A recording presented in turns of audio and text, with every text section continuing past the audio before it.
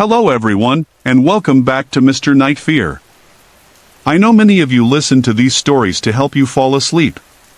So, before you get settled in, I'd love for you to leave a comment letting me know where you're listening from. And if you're enjoying the episodes, don't forget to like and subscribe to the channel. Now, let's get comfortable, relax, and begin. I've been a police officer in a small town near Asheville, North Carolina, since I was 23. Honestly, most days aren't nearly as exciting as people think. Our town's quiet. Most calls are just about loud parties or petty theft, with something serious showing up maybe once every few months. I've worked every shift, days, nights, weekends.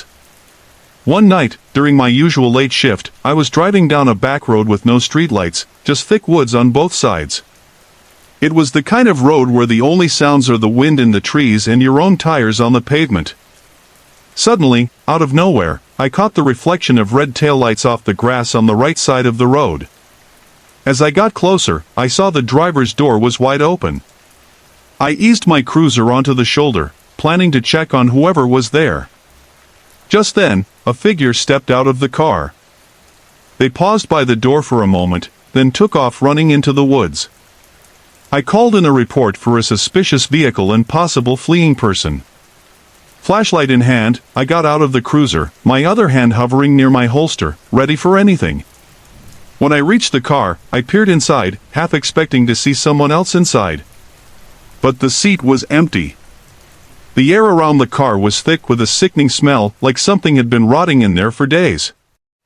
I called out toward the tree line, asking if anyone needed help. Then, shining my flashlight among the shadows, I moved closer to the passenger side. The floor and back seats were littered with tissues and paper towels, all soaked in dark red blood. The sight twisted my stomach. Suddenly, I heard footsteps crunching through the underbrush behind me. I whipped around, beam cutting through the darkness, and yelled, "Come out!" No answer. Then, from somewhere deeper in the woods, a low, gravelly voice replied. I couldn't make out the words. "Show yourself," I called again. "Are you hurt?" My hand moved toward my holster as I stepped cautiously forward. But the voice didn't sound like someone injured or in pain. And why would anyone bolt into the woods the moment they saw a police car? Something wasn't right. I went back to the car and requested backup. While waiting, I noticed the car had no license plates. I opened the rear door and found something that nearly made me throw up. There was a heavy bundle wrapped in blood-soaked paper towels. Gloved, I carefully unwrapped it and found a severed hand. The skin was dark red, soaked in blood. It took me a moment to register what I was looking at. What had started as a routine stop had just turned into something straight out of a nightmare. I radioed for immediate backup, reporting a possible homicide. I turned on the cruiser's flashing lights so arriving officers could find me easily. When backup showed up, we searched the woods for any signs, blood trails, footprints, anything. Nothing. There wasn't even a blood trail leading from the car, which meant the hand and blood-soaked tissues probably didn't belong to whoever ran into the woods. Eventually, the K9 unit arrived and spent hours combing the forest, even past dawn, but they found no trace. The car was towed and reported stolen by a man from a nearby town who said he had no idea who'd taken it. Forensic teams dusted the steering wheel for fingerprints, and DNA tests were run on the hand. No matches. To this day, we still don't know who the driver was, or who that hand belonged to. I sometimes think back to that cold night, the silence, the smell, the shadows in those woods, and wonder what really happened. What do you think might have been hiding out there? Have you ever had a moment where something felt just off, but you couldn't explain why? Sorry to interrupt. If you're enjoying the story, let me know in the comments and tell me where you're watching from. Don't forget to like and subscribe for more. I'm going to share a story from my time working with the county sheriff's department. My partner and I were assigned to a unit that handles ankle monitors, what we call tethers. One night, we were tracking someone who had disappeared from the program. The last location we had for her led us to a rough part of Pine Lake County, a small town where most nights are quiet, but this stop felt different right from the start. My partner, Jake, moved up to the front door while I stayed to the side of the old farmhouse, keeping an eye on both him and the building. After knocking, we heard some shuffling inside.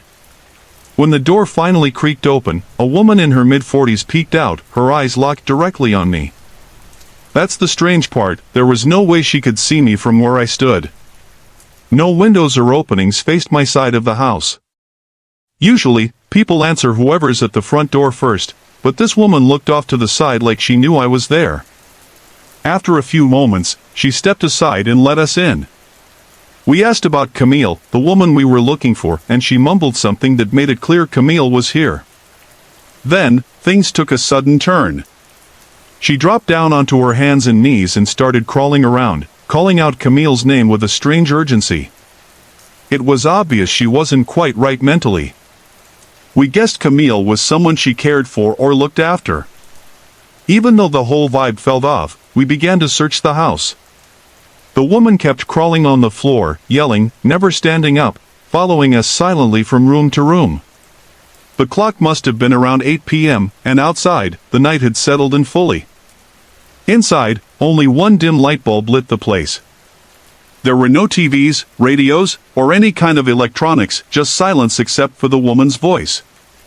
The house itself was an old-style farmhouse, 2 stories with about 4 bedrooms. But every time I left a room, it felt like I ended up somewhere different, even though I could have sworn it was the same hallway or space I'd just come from.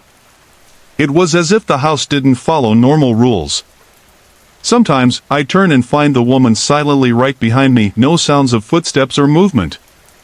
It made me wonder if something was messing with reality inside those walls. At one point, we made our way upstairs. There was a door at the end of the hall that seemed like it led to a bedroom or bathroom. But when we tried opening it, it wouldn't budge. It looked sealed shut, like someone had painted over it and left the door stuck tight. After some effort, we managed to open it. Instead of a bedroom, it was an attic empty except for some old storage, dusty insulation, and a bare light bulb hanging from the ceiling. It reminded me of a scene from a horror movie, where forgotten memories hide in the dark. The woman stayed sitting at the bottom of the stairs, watching us with those empty eyes, still calling for Camille. We searched the house for what felt like hours, wandering the same rooms again and again, lost in the strange layout. But when we checked the clock and called dispatch, only 20 minutes had passed since we arrived. Time felt distorted, like the house had swallowed it whole. As we finally left, the woman was standing right at the front door, silently staring out at us. Her gaze followed us as we drove away down the foggy country road. We never went back to that house. Sometimes I wonder what was really going on inside that place. Have you ever felt like time just slips away, or like you're not alone even when no one's there? What do you think happened to Camille? Hey everyone!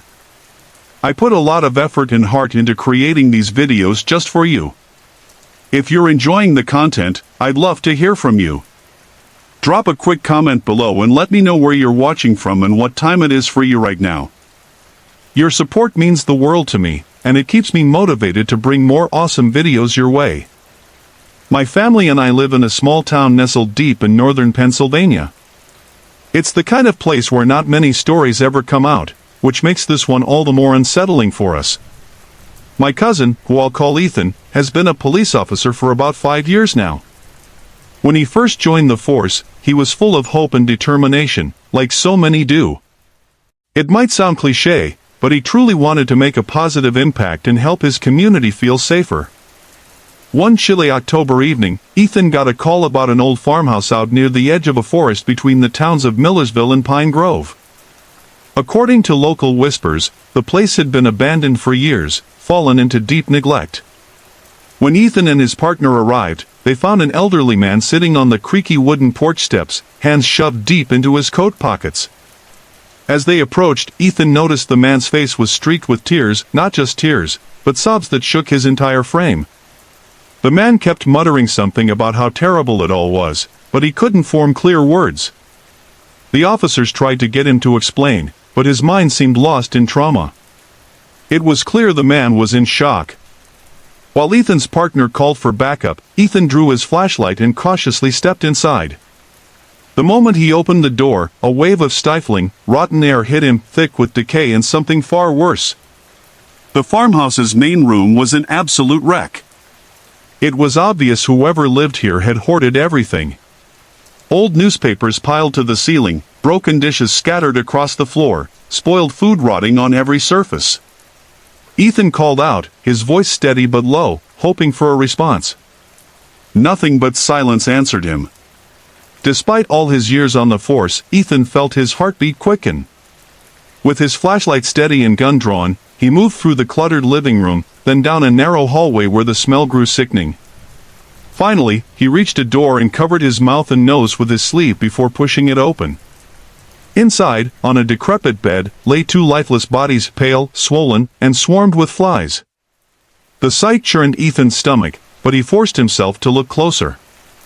One was a man, the other a woman. Their skin was peeling away in patches, flies crawling in and out of their slack mouths, resting eerily on their glassy eyes. As Ethan inspected the woman's hands, he noticed she was clutching something smaller, a tiny, lifeless infant. Then, to his horror, a large cockroach crawled out of the baby's open mouth. That was the breaking point. Ethan bolted out of the room, doubled over, and emptied his stomach on the porch steps where the old man had been sitting. Backup arrived soon after, and they could finally take a more careful look around. The elderly man Ethan and his partner had met was an old co-worker and friend of the dead man. They had worked together at a local sawmill. When the friend hadn't shown up for days, the old man came to check on him and found the farmhouse in ruin. The story they pieced together was heartbreaking. The couple had both fallen into opioid addiction after an injury the husband suffered at work about a year prior. They started with painkillers but eventually moved on to heroin. Their toddler daughter had died from neglect while they were lost in their addiction. When the couple discovered their child's body, it broke them completely. The coroner later confirmed both had lethal levels of heroin in their systems, enough to kill them twice over. Ethan stayed on the force, but that case hit him hard. He started drinking too much afterward and went through therapy to cope. Even now, whenever we talk, he says the nightmares come back, the baby's cries echoing in the dark, haunting him still. And in those dreams, the little girl's still crying. I once got a call about a possible break-in. A young woman living alone sounded scared on the phone. She said she came home to find a broken window on the first floor but nothing was missing, and she couldn't see anyone inside. Then, when she went upstairs to bed, she thought she heard footsteps moving around downstairs. Right after she said that, the call cut out, and none of my attempts to call her back went through. I was the closest officer, so I headed over to her small house in the quiet town of Pine Lake. At the front door, I knocked and waited. After about a minute with no answer, I knocked again and rang the doorbell. Still nothing. I tried one last time, this time banging loudly and ringing the bell over and over. No response. I decided to check around the house. The broken window was easy to spot, big enough for someone to crawl through. I peeked inside and called out, "Police," but it was silent. I radioed dispatch that the house was quiet. Backup was on the way, but I didn't want to wait.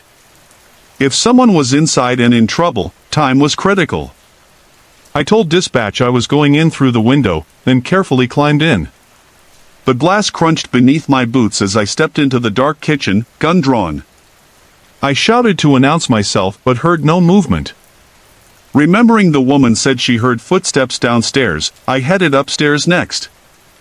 I made sure not to be too quiet but also didn't want to sound like I was stomping. "Ma'am, it's the police. Are you here?" I called out.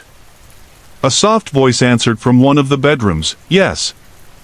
I followed the voice and found the woman sitting up in bed, clutching the covers. She looked at me with wide eyes and a shaky voice when I asked if she was okay. "I'm fine," she said, but something wasn't right. I kept the bedroom lights off so I could watch her face in the moonlight. She looked scared and tense. I asked why she'd hung up and ignored my calls. She stuttered, "No one's here." That's when I noticed the closet door slightly ajar. I nodded toward it, but she shook her head no. Then I pointed under the bed. She nodded yes, barely. My heart pounded. I told her I needed her to sign a form confirming I was there and nothing unusual was found. She got out of bed and walked toward me. The moment she was close enough, I pushed her gently out of the room, drew my gun, and shouted, "Come out from under the bed. Show me your hands." A dark figure slowly crawled out. "Hands first. Drop any weapons," I ordered. There was a loud clatter. He dropped a gun. A middle-aged man dressed in black stood up with his hands raised. I cuffed him right then, just as the other officers arrived. Later, I learned why the woman had hung up. When she heard footsteps upstairs, she didn't want the intruder to hear her call. The man had followed her upstairs, held her at gunpoint, and told her to stay quiet when the police arrived. After I rang the doorbell, he hid under the bed, forcing her to pretend he wasn't there. I'm thankful I pieced it together before things got worse. It could have ended very differently. Years ago, I took a night shift job at a gas station because money was tight and I needed some extra cash. I worked those late hours for a few months. It was probably my second or third month when this guy started showing up regularly, always around 2 a.m.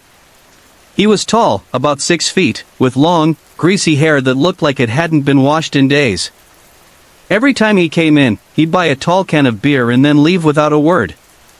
One night, out of nowhere, he asked me my name. I told him it was Jake. He chuckled and said, "Jake, huh? I like that." Then he cracked open his beer right there and walked out, muttering to himself. He was clearly wasted. That night, I got curious if he was drinking and driving every time he showed up.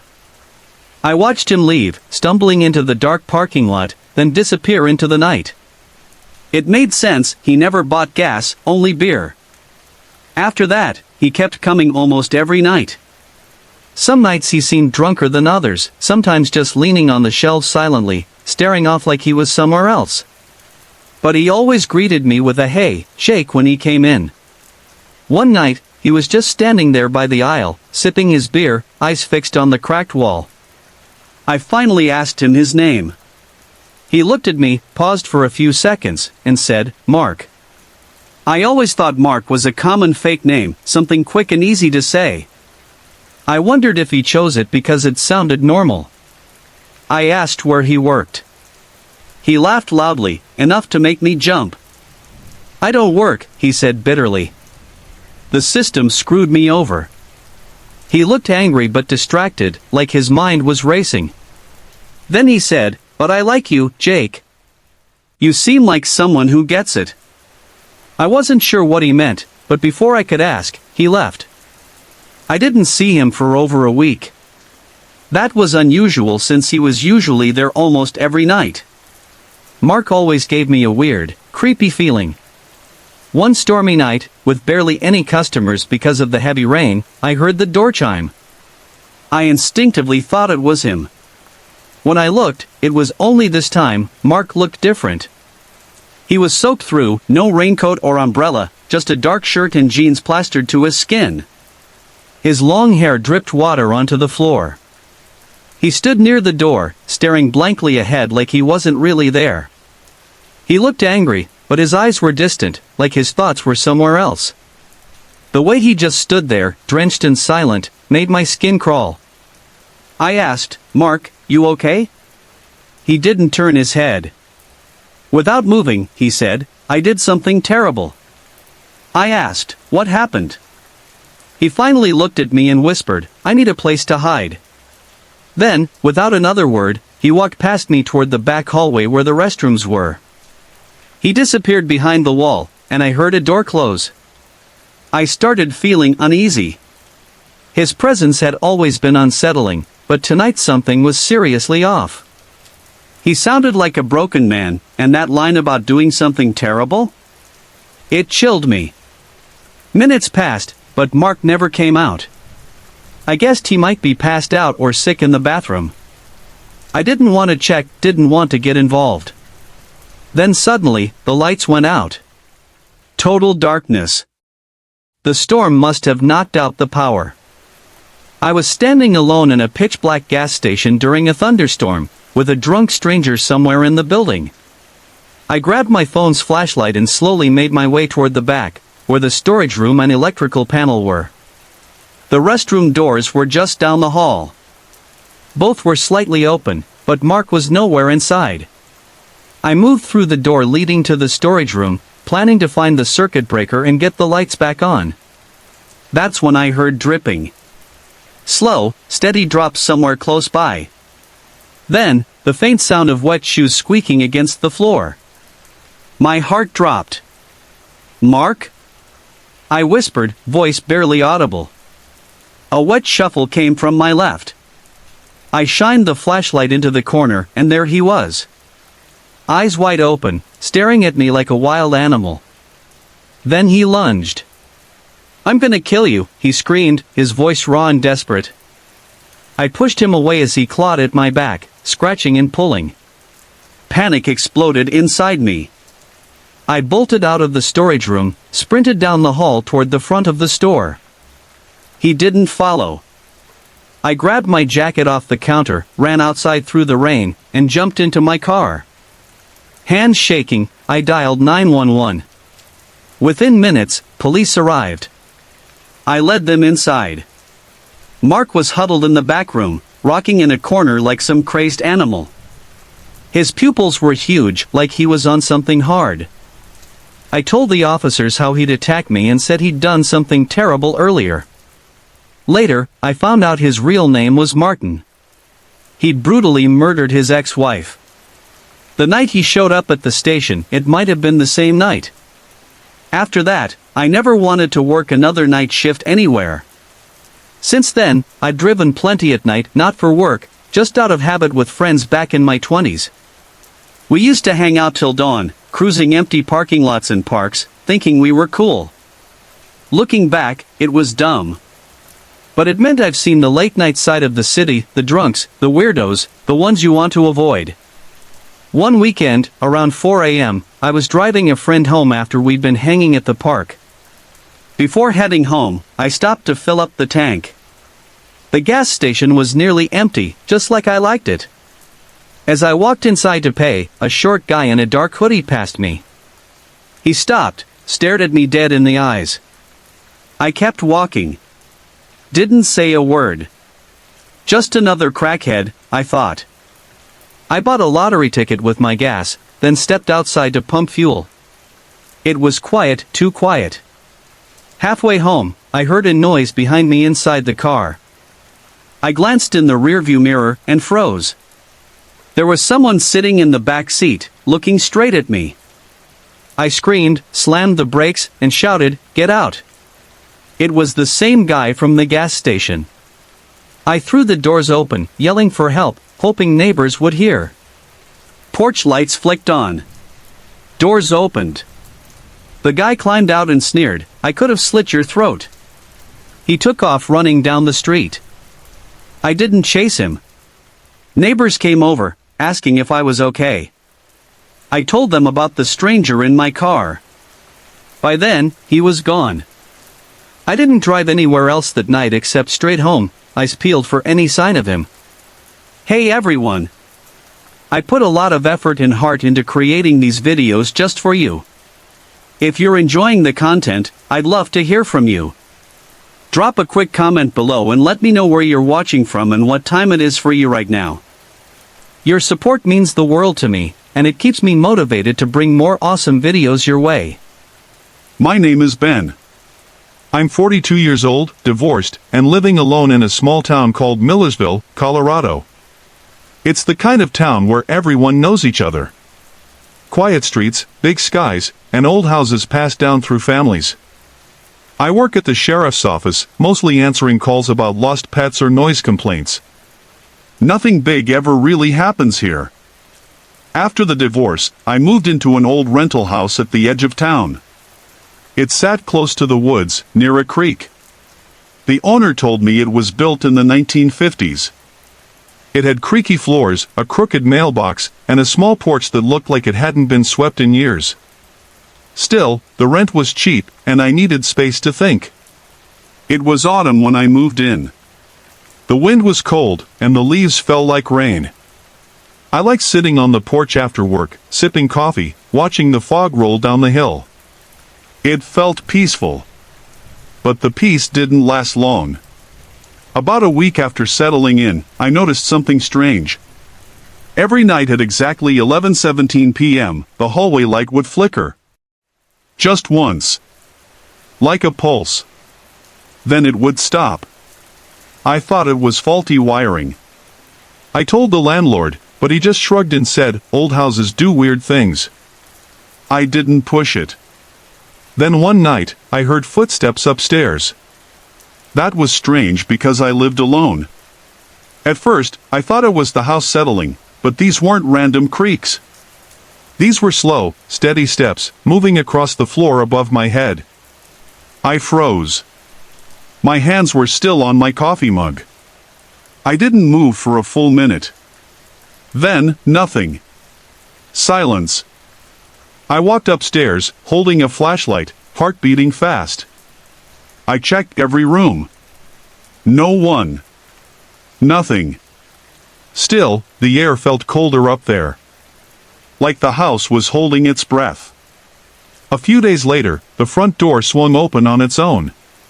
I had locked it. I remember clearly click, twist, shut.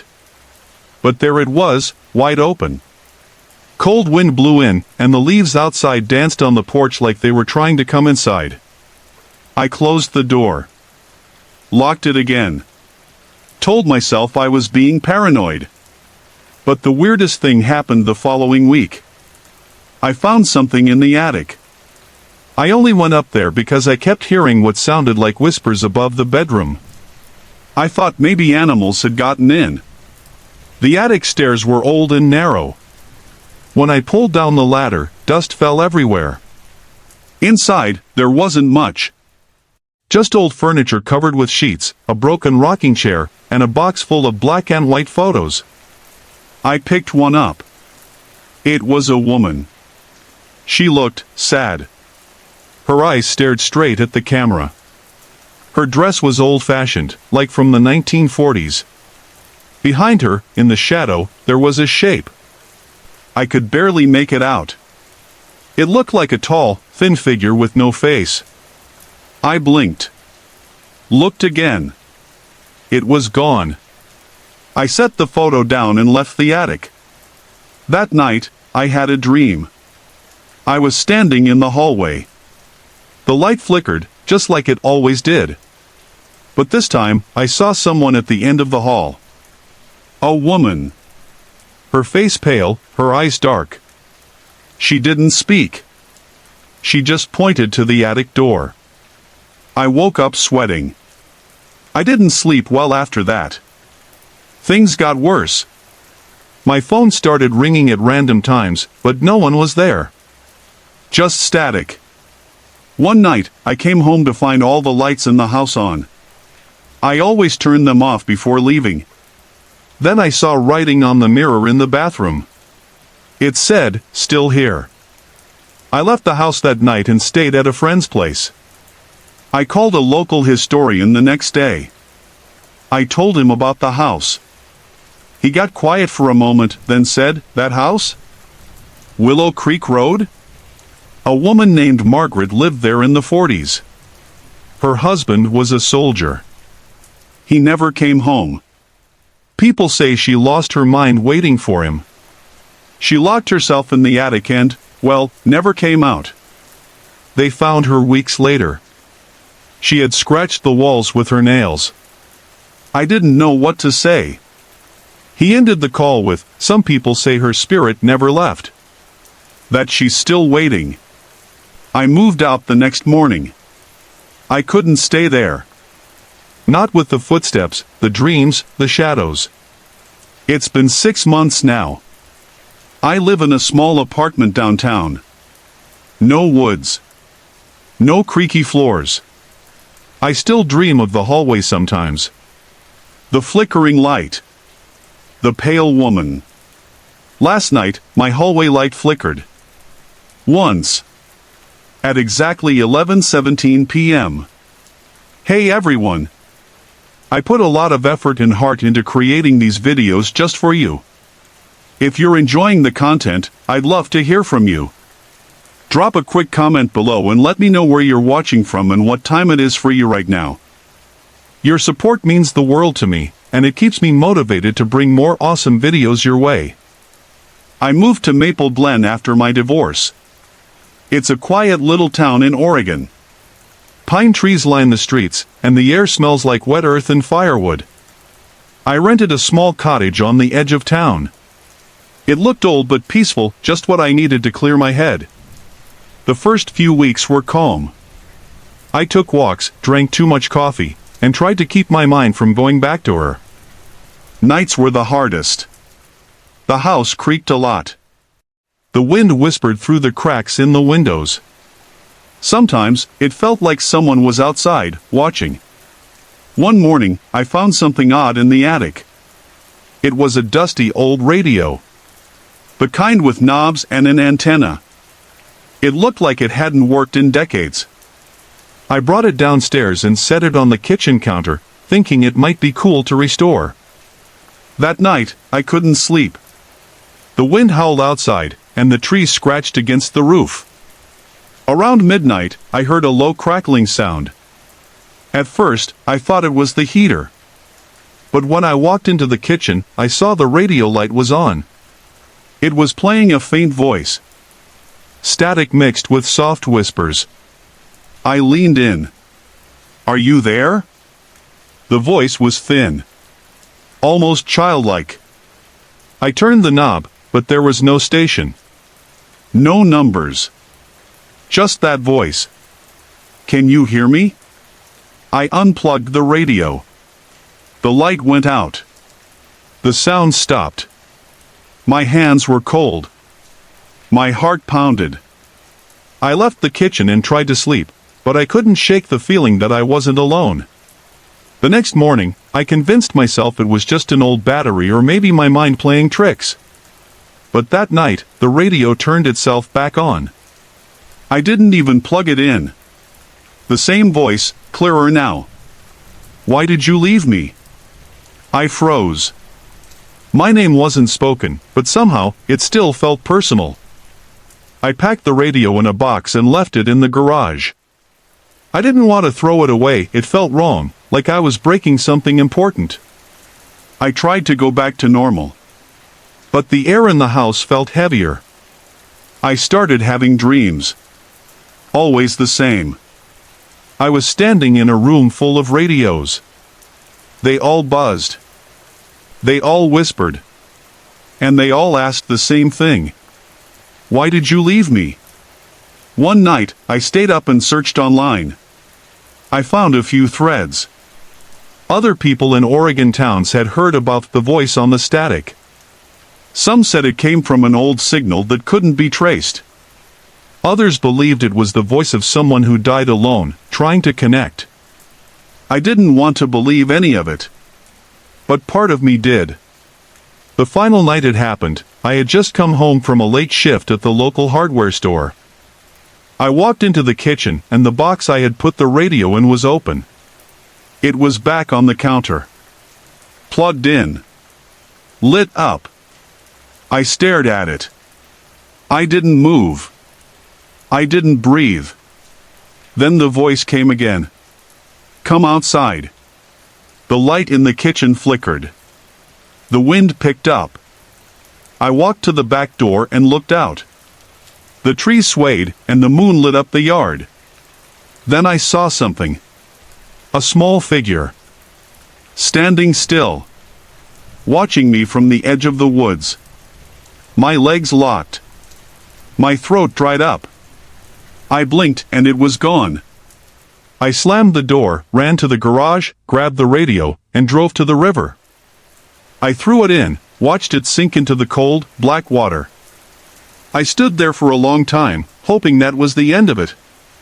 It wasn't. Now, sometimes, the TV turns on by itself. Sometimes I hear static in my car radio, just for a second, followed by a whisper I almost recognize. I still live in Maple Glen. I'm doing better, mostly. I don't talk about what happened. People here already think I'm a little off. But when the wind blows and the nights get cold, I hear it again.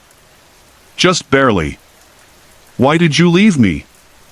Chris was a part-time 911 dispatcher in the small town of Ashwood, just outside the Adirondacks. He had moved there to escape the noise of the city, hoping to recover after his mom passed away last fall. The grief still sat heavy in his chest. Ashwood was quiet. Nothing much happened, occasional raccoon complaints, the odd power outage during storms, or kids pulling Halloween pranks. Chris liked the silence, mostly. But it was the kind of silence that sometimes felt too quiet. It was early November. The leaves had fallen, leaving the trees like skeletons, and the wind had that sharp bite of early winter. On this night, the dispatch center was unusually still. It was just Chris and the hum of the overhead lights. The clock on the wall ticked past 1:12 a.m. when the phone rang. He picked it up. 911, what's your emergency? The line crackled. Then, a faint voice. Help, she's in the walls. Chris sat up straight. Can you tell me your name? Static. Then a whisper. I can't get out. She won't let me. Where are you calling from? No response. Hello? Can you tell me your address? Finally, a whisper. Ashwood Lane, number 17. Chris's blood ran cold. That house, number 17, was abandoned. It had been for years. Everyone in town knew the stories. A woman named Margaret Clay used to live there. Local legends said she went mad after her daughter disappeared and was never found. Some say Margaret used to talk to the walls. Others said she never left the house, even after she died. Chris called the sheriff, but he was out covering a deer strike on the highway. Backup was an hour out. Against his better judgment, Chris grabbed his flashlight, signed out, and drove the short 5 minutes down foggy, cracked roads toward Ashwood Lane. The air outside smelled like damp leaves and something faintly metallic. As he pulled up, the wind howled through broken trees, and the porch light of number 17 flickered like it was trying to breathe. He stepped out. Gravel crunched under his boots. The house stood dark and quiet, 2 stories tall, old wooden siding peeling like sunburned skin. One shutter was loose, creaking in the wind. Chris walked up the porch stairs.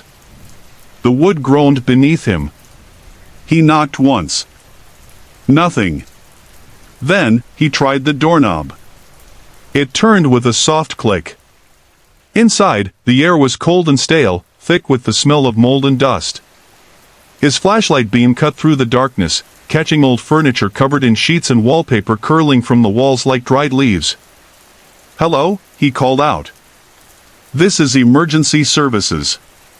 Is anyone here? A loud bang came from upstairs. Chris flinched. If you're hurt, call out. No response. He climbed the stairs slowly, every step crying out beneath his feet. As he reached the top, he heard something that made his skin crawl. A woman whispering, from behind the walls. His light scanned the hallway. One of the doors was slightly open. He pushed it slowly. It was a child's bedroom. Old stuffed animals sat in a pile. A dusty pink blanket lay crumpled on a bed. A hand-drawn picture was taped to the wall, 2 stick figures, one taller than the other. Me and Mommy was written in faded crayon. The whisper came again. She watches through the cracks. Chris turned toward the sound. The wall next to the closet had a strange outline, a square panel barely visible behind the wallpaper. He walked closer. A chill passed through him. He pressed his ear against the wall. Scratching. Slow. Deliberate. From the other side. Chris stepped back, heart pounding.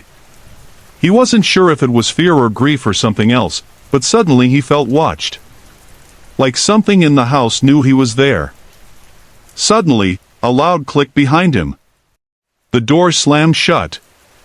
He turned, grabbing the knob. Locked. "Hello?" he shouted. "Is someone there?" The whispering grew louder. It filled the room, rising like wind through dead branches. Then, clear as day, a voice spoke. "You shouldn't have come." The lights, what little worked, flickered violently. Chris backed into the corner, breathing hard. Then silence. No wind. No whispers. Only the sound of something moving behind the walls, slowly getting closer. Chris dropped his flashlight. It hit the floor and went out. He stood in complete darkness. Then light. Morning light. He was lying on the floor. The door was open. The house was quiet. Chris scrambled out, ran to his car, and never looked back. When the sheriff finally arrived and went through the place, they found nothing. No voice on the dispatch recordings. No sign of forced entry. No panel on the wall. Chris quit the job 2 days later. He never told anyone exactly what happened in number 17. But every now and then, he dreams about that voice. The scratching. The girl whispering. She's in the walls. Sorry to interrupt. If you're enjoying the story, let me know in the comments and tell me where you're watching from. Don't forget to like and subscribe for more. My name is Jake. I grew up in a small town called Pine Hollow, where nothing ever really happened. It was quiet, safe, almost too quiet sometimes. After my divorce last year, I moved back into my childhood home on Willow Street. It had been empty since my mom passed. She used to love Halloween. The whole street would light up with jack-o'-lanterns and decorations. But now, most of the houses were dark. A lot of the neighbors had either moved away or passed on. It was early October. The nights had started getting cold. You could hear the leaves scraping along the sidewalk. The wind always made the house creak. Still, I liked the peace. I was trying to rebuild my life, piece by piece. One evening, I came home from my late shift at the sheriff's office. I'm just a desk officer now, doing reports and radio calls. It's not exciting, but it helps keep me distracted. As I pulled into the driveway, I noticed something odd. The porch light across the street was on. That house had been empty for over a year. Old Mrs. Dawson used to live there, but she passed away last winter. I figured maybe someone had bought the house. I stood there for a moment, watching the soft yellow glow from her porch. There was no car out front. No moving van. Just that lonely light in the dark. I went inside, made a sandwich, and sat in the living room scrolling through my phone. I tried not to think about the empty house. But the longer I sat, the more I felt unsettled. That night, I had a dream. I was walking down Willow Street, only the lights were flickering. The sky was a weird purple-gray, and the streetlights kept blinking out one by one behind me. I turned and saw a tall figure, all shadow, just standing under Mrs. Dawson's porch light. Watching me. I woke up sweating. The next night, the porch light was on again. Still no signs of life in the house. I stood at my window and watched. For almost an hour. Nothing moved. But I couldn't shake the feeling that someone was standing just behind the curtain in the window. Just out of sight. 2 days later, I decided to check it out. I crossed the street around sunset. The air smelled like damp leaves. The wood steps creaked under my boots. I knocked once. No answer. I turned the doorknob. It was locked. But just as I turned to leave, I heard a soft click. The door creaked open. Hello? I called out. No response. I stepped inside. the house smelled musty, like dust and old wood. But beneath that, something else. Something like burnt plastic. I moved through the living room slowly. The furniture was still covered in white sheets. Nothing looked touched. The air felt heavy, like it hadn't been moved in years. And then, the hallway light flicked on by itself. I spun around. No one there. I walked toward the hallway, heart pounding. That's when I heard it. The low hum of static. Like a TV left on in the other room. I followed the sound to the back of the house. Mrs. Dawson's old den. The TV was on, just showing static. Black and white fuzz dancing across the screen. I remember that TV. She used to watch the news on it every night. But that TV hadn't worked in years. I reached to turn it off, but just before I touched the dial, the screen flickered. For a second, I saw a face. Pale. Eyes wide open. Mouth stretched too far. Then the screen went black. I turned and left. Back home, I sat in my chair, staring at my wall. I didn't tell anyone at work. Who would believe me? That night, I dreamed again. Same figure. Same porch. But this time, I heard my name. Whispered. Over and over. Jake. Jake. I woke up to a knock on my front door. 2:13 a.m. I looked through the peephole. No one there. But when I stepped outside, her porch light was off. The next day, I went to the county records office. There was no sale recorded for the house. No inspection. No utility changes. It was still listed as abandoned. The light kept turning on every night. Always at 7:13 p.m. Always off by morning. I finally installed a camera pointing at the house. The footage played fine until exactly 7:13 p.m. Then it glitched. Every single time. Static. Blackouts. When it came back, the light was already on. 3 days ago, something changed. At 7:13 p.m., the light came on. But this time, my porch light flickered too. I ran outside. Looked across the street. And there it was again. The shadow figure. Standing in the hallway window.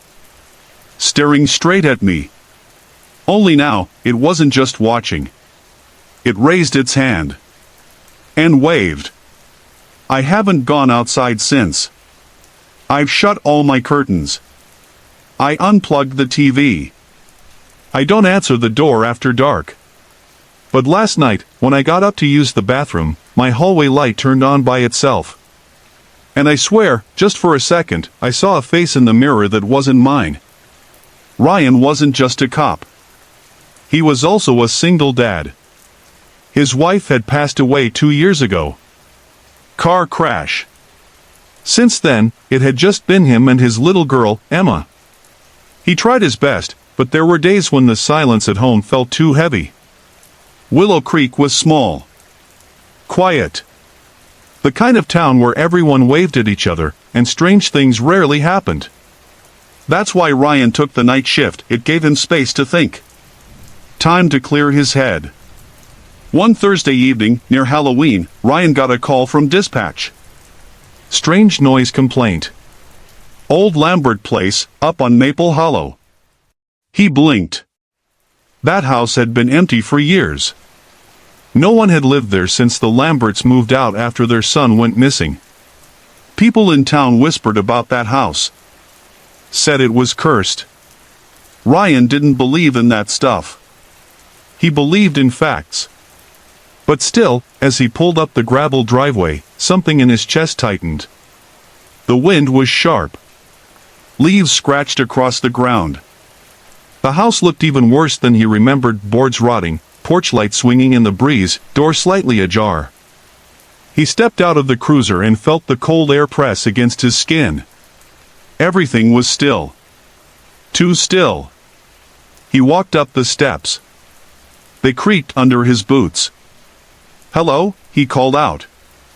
"Willow Creek Police Department. Got a noise complaint." No answer. Just the faint sound of something humming. It came from inside. He pushed the door slowly. It creaked open. The smell hit him: old wood, dampness, and something metallic. Blood? No. Just rust. Probably. Inside, the house was dark. Moonlight slipped in through broken windows. Dust floated in the air. Ryan clicked on his flashlight. The humming grew louder. He followed the sound past the hallway and into what used to be the living room. And there, sitting on the floor, was an old baby monitor. One of those older models with the red blinking light. It was humming. Not buzzing. Humming. Like a lullaby. Ryan crouched. What the hell? The monitor clicked. A child's voice whispered through it. "Daddy!" Ryan froze. His flashlight flickered. "Emma," he whispered without thinking. But Emma was safe at home. Asleep. He had checked the camera before leaving. The voice came again. "Come upstairs." Ryan stood.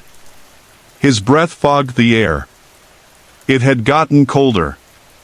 Much colder. He knew this was wrong. He should report it, wait for backup. But something inside pushed him forward.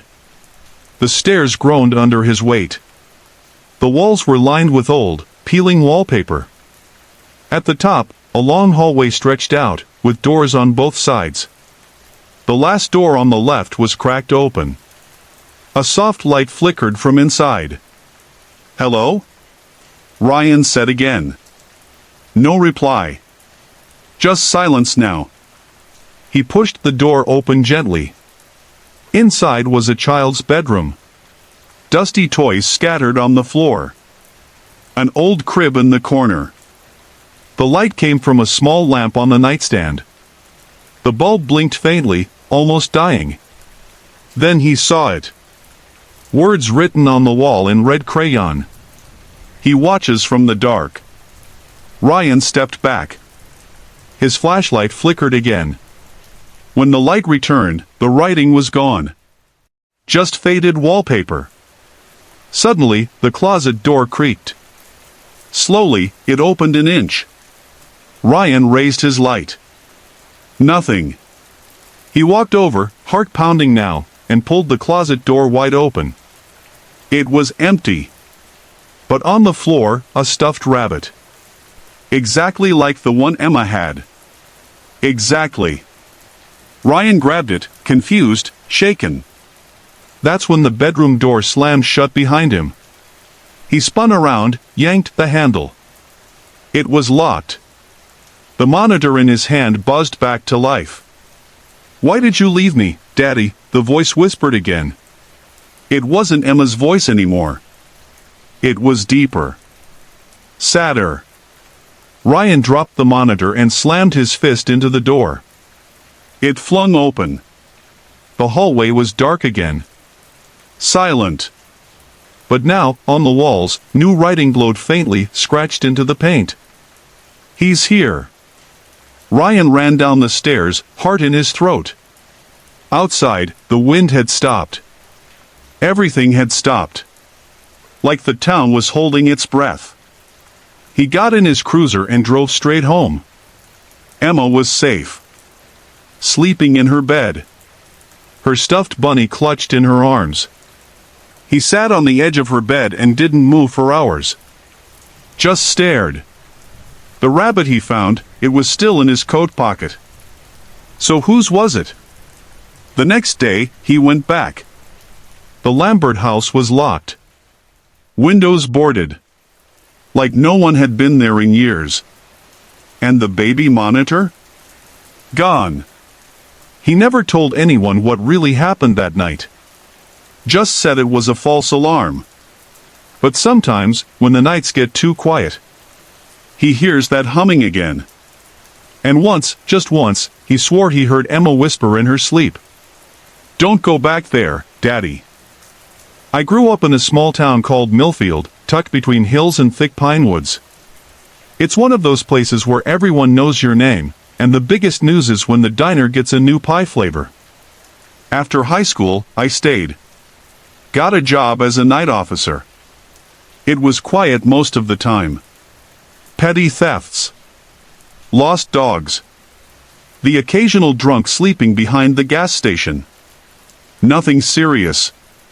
But last fall, something strange happened. It was the start of October. The nights were getting colder.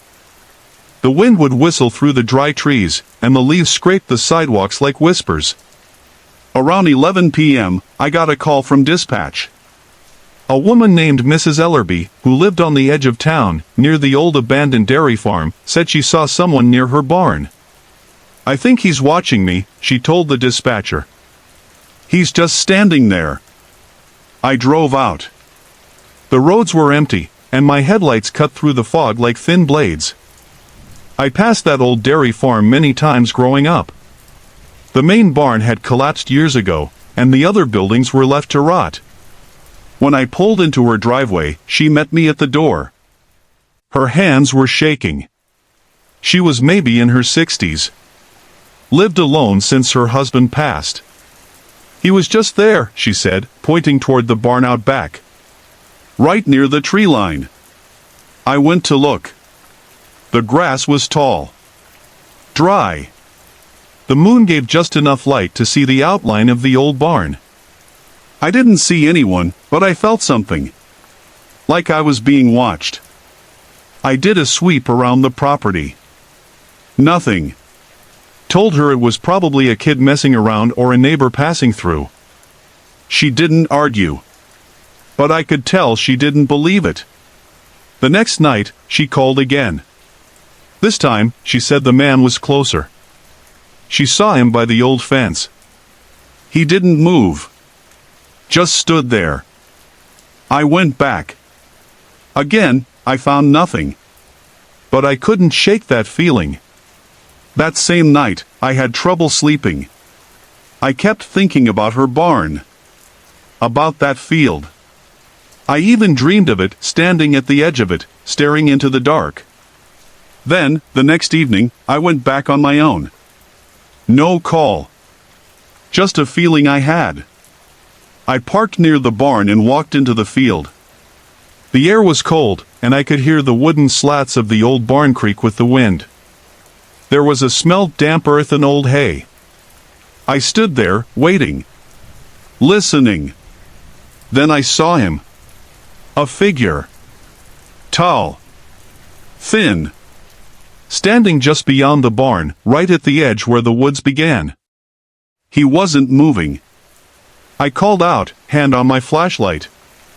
"Hey! You okay?" No answer. I stepped closer. Still no movement. My boots crunched over dry leaves. When I raised my flashlight again, he was gone. I walked all the way to the trees. Nothing. Not a sound. Just the wind picking up. The next morning, Mrs. Ellerby called the station. She said something was scratched into her back door. Deep grooves. Like someone used a knife or a key. I went over. Sure enough, there were 5 long marks in the wood. Not random. Intentional. She said her motion light went on around 3 a.m., but she was too scared to look outside. After that, I started patrolling the area every night. And I started seeing more signs. Footprints in the mud near the fence. A torn piece of dark fabric stuck on the barbed wire. One night, I parked near the field again. I didn't get out. Just sat in the cruiser, window down, listening. I heard it around 2:30 a.m., a soft thump. Then a dragging sound. I stepped out, flashlight ready. Walked toward the barn again. Then, I saw him. Same figure. But this time, closer. Maybe 10 feet from the barn. He wore something dark. His face was pale, almost glowing in the moonlight. But his eyes, they were completely black. No whites. No reflection. He stared at me. And then, he smiled. A wide, unnatural smile. I shouted, "Get on the ground." But he didn't move. And in the blink of an eye, he was gone. Just gone.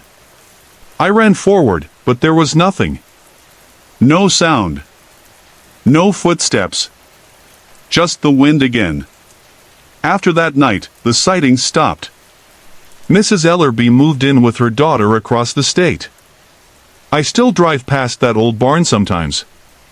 Still get that feeling like something's watching me. A few months later, a young couple moved into a house down the road. They called the station one night. Said they saw a man near their window. Tall. Thin.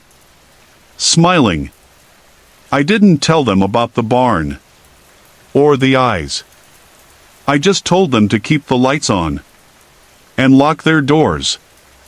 Have you ever seen someone in the dark when you thought you were alone? Do you think he ever really left Millfield, or is he still standing behind the barn, waiting for someone new? This happened about 4 years ago when I moved to New York with my girlfriend, Lisa, to start a new life. Since we were trying to save money, we stayed with my mom in her new apartment in the Bronx. The building was old, probably close to 100 years. It was a small one-bedroom place, so Lisa and I slept on an air mattress in the living room while my mom had the bedroom. For the first few months, everything was normal. Then, strange things started happening. The first time it happened, Lisa and I had just gone to bed. I've always had trouble falling asleep, so I was lying there with my eyes closed when I heard breathing. At first, I ignored it, thinking it was Lisa. But then I heard it again, and again.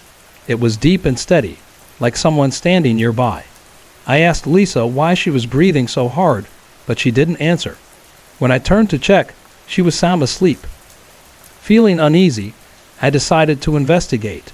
I walked around the apartment but found nothing. I even peeked into my mom's room to see if she was awake, but she was fast asleep too. Confused but too tired to keep searching, I gave up and lay back down. It took me over an hour to finally fall asleep. The next morning, I didn't mention it to Lisa or my mom. I told myself it was probably just my imagination. A few days passed, and I almost forgot about it. Then, one night, it happened again. Only this time, the breathing was even louder. I sat up, trying to figure out where it was coming from, but nothing made sense. After about half an hour, the noise just stopped. The next morning, I finally said something. I told my mom and Lisa what I had been hearing. They both just laughed. My mom said she had never heard anything strange before I moved in. That night, I decided I wasn't going to sleep in the living room. Instead, I stayed up playing video games in my mom's room while she and Lisa slept. I didn't want to hear that noise again. I figured if I stayed awake long enough, I would eventually get tired enough to fall asleep without worrying about it. Then, out of nowhere, the stereo in the living room turned on by itself. The sudden noise startled me. At first, I didn't want to go near it, but it was too loud to ignore. When I finally got up to check, I thought maybe I had accidentally set an alarm on it, but I hadn't. Then I noticed the time. It was 1:30 a.m., the same time I usually heard the breathing. That night, I slept in my mom's room. The following night, Lisa and I were back in the living room. I was afraid I'd hear the breathing again, so I pulled the sheet over my head. I was lying on my left side, and Lisa's back was against mine. Then it started. This time, the breathing moved around the room. It had never done that before. My heart pounded as I listened. It got closer, then even closer. I wanted it to stop, but it didn't. Instead, it grew louder, almost right next to me. Then I felt it. A hand, lightly stroking my arm. I froze. I couldn't move. I couldn't breathe. I felt actual fingers brushed against my arm through the thin sheet. And then, just as suddenly as it started, it stopped. The next morning, I couldn't wait to tell my mom and Lisa what had happened. But just like before, they didn't believe me. Frustrated, I went to take a shower. That's when I noticed something on my arm, the same spot where I had felt the touch. The skin was discolored. I showed it to my mom and Lisa. They couldn't explain it. They still didn't believe my story, but they admitted the mark was strange. After that, nothing ever happened to me again in that apartment. But I've never forgotten those nights. And I don't think I ever will. After my mom and her boyfriend broke up, we moved in with my grandparents in Redlands, California. I had lived there a few years before, and even back then, I had noticed weird things happening in the house. Of course, nobody believed me, so I just kept it to myself. Sometimes, when I was alone watching TV, I would hear footsteps upstairs in my grandparents' room, just pacing back and forth. After a while, it got annoying, so I called out, "Who's there?"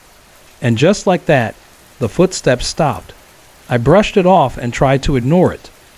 Another time, I was in the kitchen making something to eat when I saw someone run into the office. Thinking it was my grandma, I called out to her, but there was no answer. So I walked over to check. No one was there.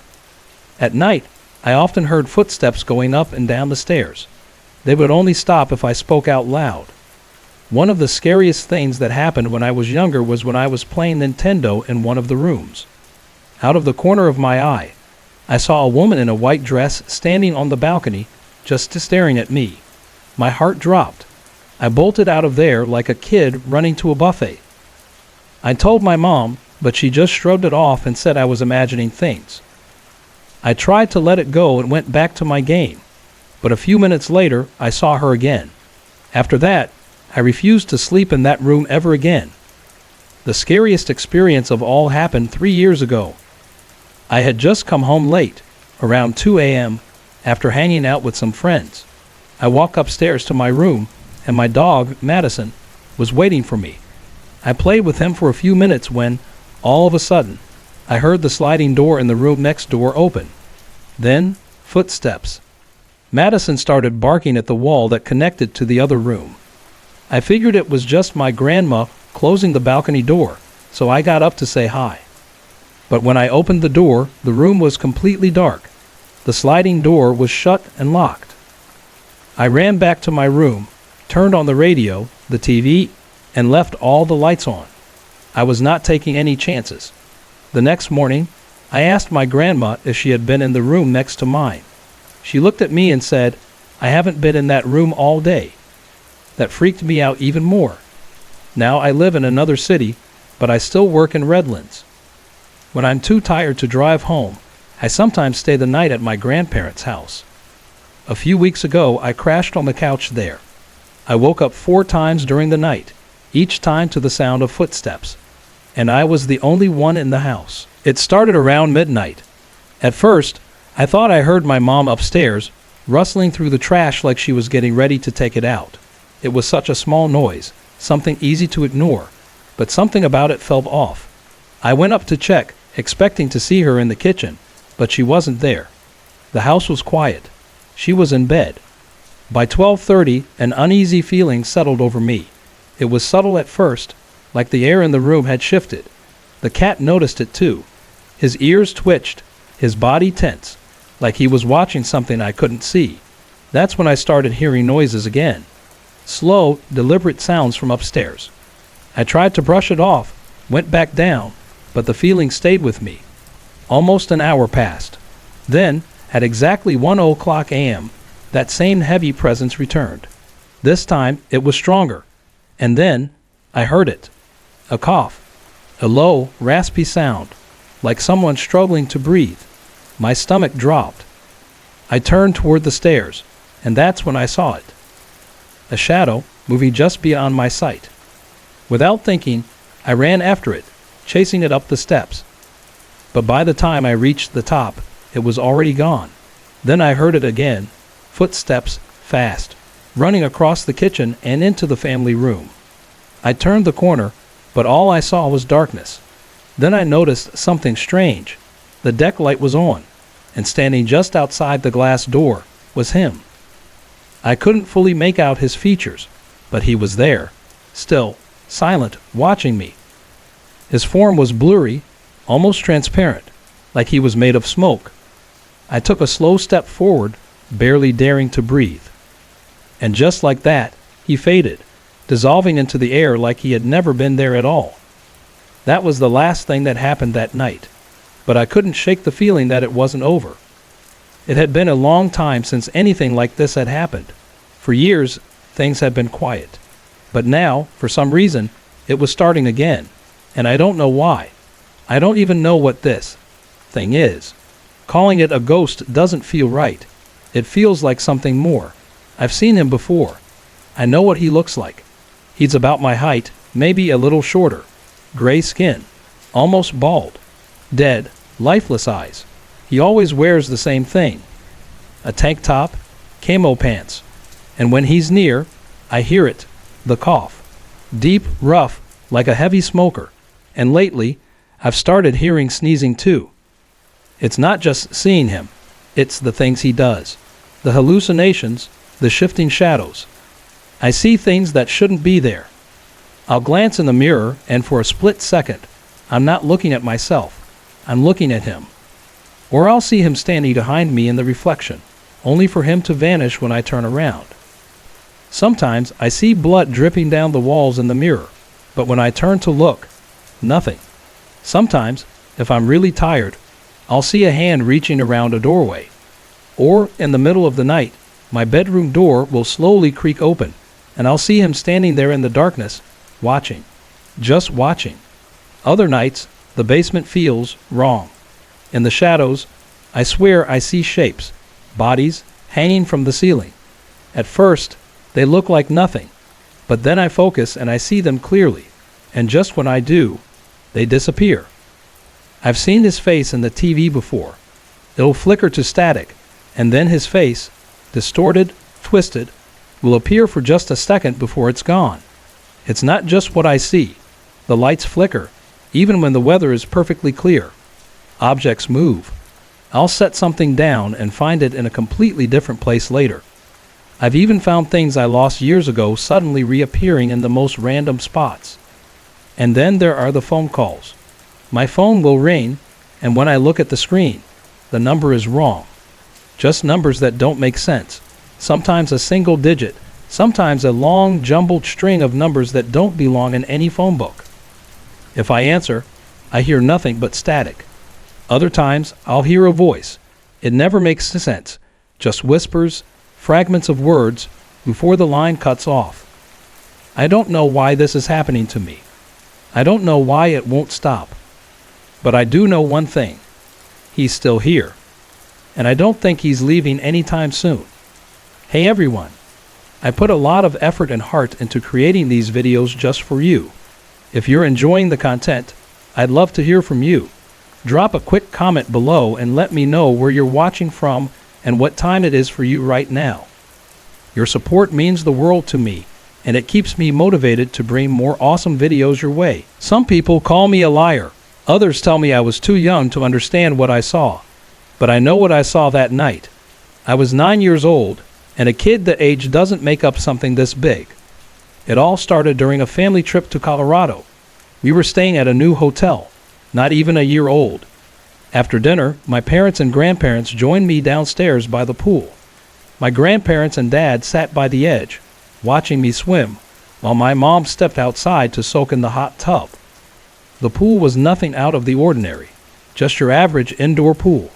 But what stood out were the walls. They were made of large windows, almost like clear plastic, letting you see outside.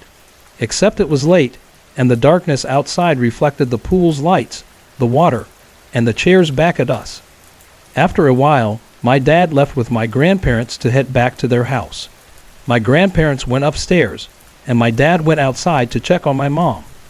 I was alone by then. I climbed out of the pool, walked over to the windows, and stared at my reflection in the glass. For a moment, all I saw was myself. But then, I saw something else. I leaned in closer, squinting to make sure I wasn't imagining it. There was a man. At first, I thought I might be losing my mind. I blinked and looked around the pool area. It was completely empty. Then I checked a different window, thinking maybe it was someone standing outside. Still nothing. But when I looked back at the first window, there he was. The man wasn't standing in the pool area. He was in the reflection, like he was somewhere far away. He seemed smaller than a regular person, almost transparent, and his figure floated in the air. As I stared, a chill ran through me. He was dressed in old-fashioned clothing, black shoes, black trousers, and a white blouse-like shirt tucked beneath a black tailcoat. On his head, he wore a top hat. He looked about 40 years old and walked slowly with his head down, almost as if deep in thought. I couldn't take my eyes off him. Then, just as my breath caught, he looked up. He looked directly at me. In that exact moment, my mom opened the back door, and I jumped, startled. "Michelle, are you okay?" she asked, concerned. I nodded quickly, but I didn't tell her what I saw. No one in my family believes in ghosts, and neither do I. Still, the sight of him unsettled me. "Was anyone outside?" I asked her cautiously. "No," she said. "I was the only one out there." I tried to push the image out of my head and tell myself it was nothing. A trick of the light, maybe, but I couldn't. A little while later, I glanced at the window again. He was still there. I panicked and jumped back into the pool, trying to distract myself. Eventually, it was time to leave. My mom and I headed upstairs, but as we did, the fire alarm suddenly went off. Everyone scrambled, thinking there was an emergency. But when we checked, it turned out to be a false alarm. No one had pulled the alarm, and no one could explain how it happened. That night, I couldn't shake the feeling that someone was watching me. But strangely, it didn't feel threatening. It felt more like a quiet presence, like someone trying to protect me. I don't believe in the paranormal, but something about that night keeps pulling at me. What if the hotel wasn't new, but rebuilt on the same site as an old one? What if long ago there was a fire, and many people died? Maybe the man I saw was one of them, a victim of the fire, staying behind to make sure no one else suffers the same fate. When we first moved into the house in April of 2005, I felt at peace. I loved that house. It had a calmness to it, a warmth that made me think we had found the perfect place. But things changed. By August of the same year, we had moved out, unable to bear what was happening. At first, it was subtle. I would hear the faint cries of children, not often but just enough to notice. Every time, the sound seemed to come from the corner wall on my husband's side of the bedroom. When I followed it, I would sometimes hear tapping on the wall. It was eerie, but I tried to dismiss it. Strangely, the rest of the house felt completely tranquil. It was only in that room, with its persistent coolness, that I felt the chills. Part of me felt an overwhelming urge to help, to comfort the children whose cries I heard. But another part of me was terrified because I didn't know what I was dealing with. For a while, my husband didn't hear them, but eventually he did. That's when everything escalated. One night, my daughter was in the hospital for the third time since we moved in. I still can't forget how the childlike ghost seemed to warn me, pointing toward her room just days before. While I stayed at the hospital, my husband went back to the house alone. He parked in the garage, walked into the house, and immediately heard the cries. He assumed it was coming from the neighbor's kids, but the sound seemed far away yet undeniably inside the house. He followed the sound to the same corner wall I had described before. The next day, when he told me about it, he was visibly shaken. He said he hadn't slept all night and had felt a strange pressure in his head. I believed him because I'd felt the same unease myself. While all this was happening, strange things continued to occur. At the hospital, someone approached us, asking if the abandoned house next to ours was for sale. Oddly, this person turned out to be a medium, and he said the property had drawn him in. He gave my husband a card and returned the next evening, while my husband sat on the balcony reading. This time, the man made a chilling prediction, warning that we should prepare for political changes on the island and consider getting passports. It freaked me out because we had already been thinking about it. Meanwhile, back at the house, the activity persisted. I occasionally saw the figure of a little girl, just watching me, her head slightly down. It didn't always scare me, but there were moments when the unease was undeniable. Once, while cleaning the kitchen after breakfast, I left a clean pot and a fork by the stove. As I stepped out, I heard the distinct sound of the fork hitting the pot. When I returned, everything was exactly where I had left it. To test what I heard, I tapped the fork against the pot. It was the same sound. I couldn't explain it, so I said aloud, "So, you like cream oatmeal?" Because that was the pot I used to make it. It felt like the little girl wanted to communicate. When I told my husband about the incident, he looked startled. Then he told me something that sent a chill through me. He had seen a shadowy figure move into our bedroom while he was finishing his breakfast. He described it as thin, dark, and transparent, simply passing through without looking at him. That was when we decided it was time to leave. The atmosphere in the house had started to affect our relationship, and things between us were getting worse. We planned our move, and I was ready to leave everything behind. On moving day, my eldest daughter was helping me pack when she called out to me. I answered from another room, but when I reached her, her eyes were wide with fear. She said she had seen a figure she thought was me, dressed in black, walking into another room, but it wasn't me. She was so shaken that she refused to step back inside. After we moved most of the furniture and boxes, we returned one last time to clean the house. As soon as I opened the door, an overwhelming sense of unease washed over me. I told my kids to stay outside while I finished cleaning. As I worked, I saw the little girl again, standing quietly, just staring at me. In another part of the house, the shadowy woman appeared, her expression cold and uninviting. Neither spoke, but their presence was unsettling. Still, I focused on cleaning and ignored the persistent tapping sounds from the bedroom wall. When everything was finally done, the house felt eerily peaceful again, like it had when we first moved in. That's when it struck me. The house seemed to lure people in with its calmness before revealing its true nature. Once we moved into our new home, the sense of peace was immediate. Our decision to leave was the right one, and life became normal again. But I'll never forget that house and the others who seemed to live there alongside us. My name is Jack, and I'm 19 years old. About a year ago, I had my first strange dream, or at least, that's what I thought it was at the time. It started in my bed. I couldn't move. My whole body was paralyzed, and I heard this intense, continuous buzzing coming from the side of my bed. I tried to turn my head to look, but I couldn't. I struggled, feeling a wave of panic wash over me, convinced that I was dying. After that first experience, I told no one. It felt too unreal, too terrifying to share. Part of me thought it was a demon coming to menace me. Another part wondered if it was something as simple as sleep paralysis. Either way, I hoped it would never happen again. But it did, over and over. At first, it happened maybe twice or 3 times a month. By the 7th episode, I decided to start recording the details. I still hated every moment of it, but I couldn't ignore my curiosity. I needed to understand. This is what I found. Most nights it begins the same way. I'll fall asleep in a strange, slow way, feeling my body and brain start to buzz. It's like an angry swarm of bees invading my head and mouth. That's when it happens. I'm paralyzed. One time, I was lying on my back, unable to move, with only my eyes free to dart around the room.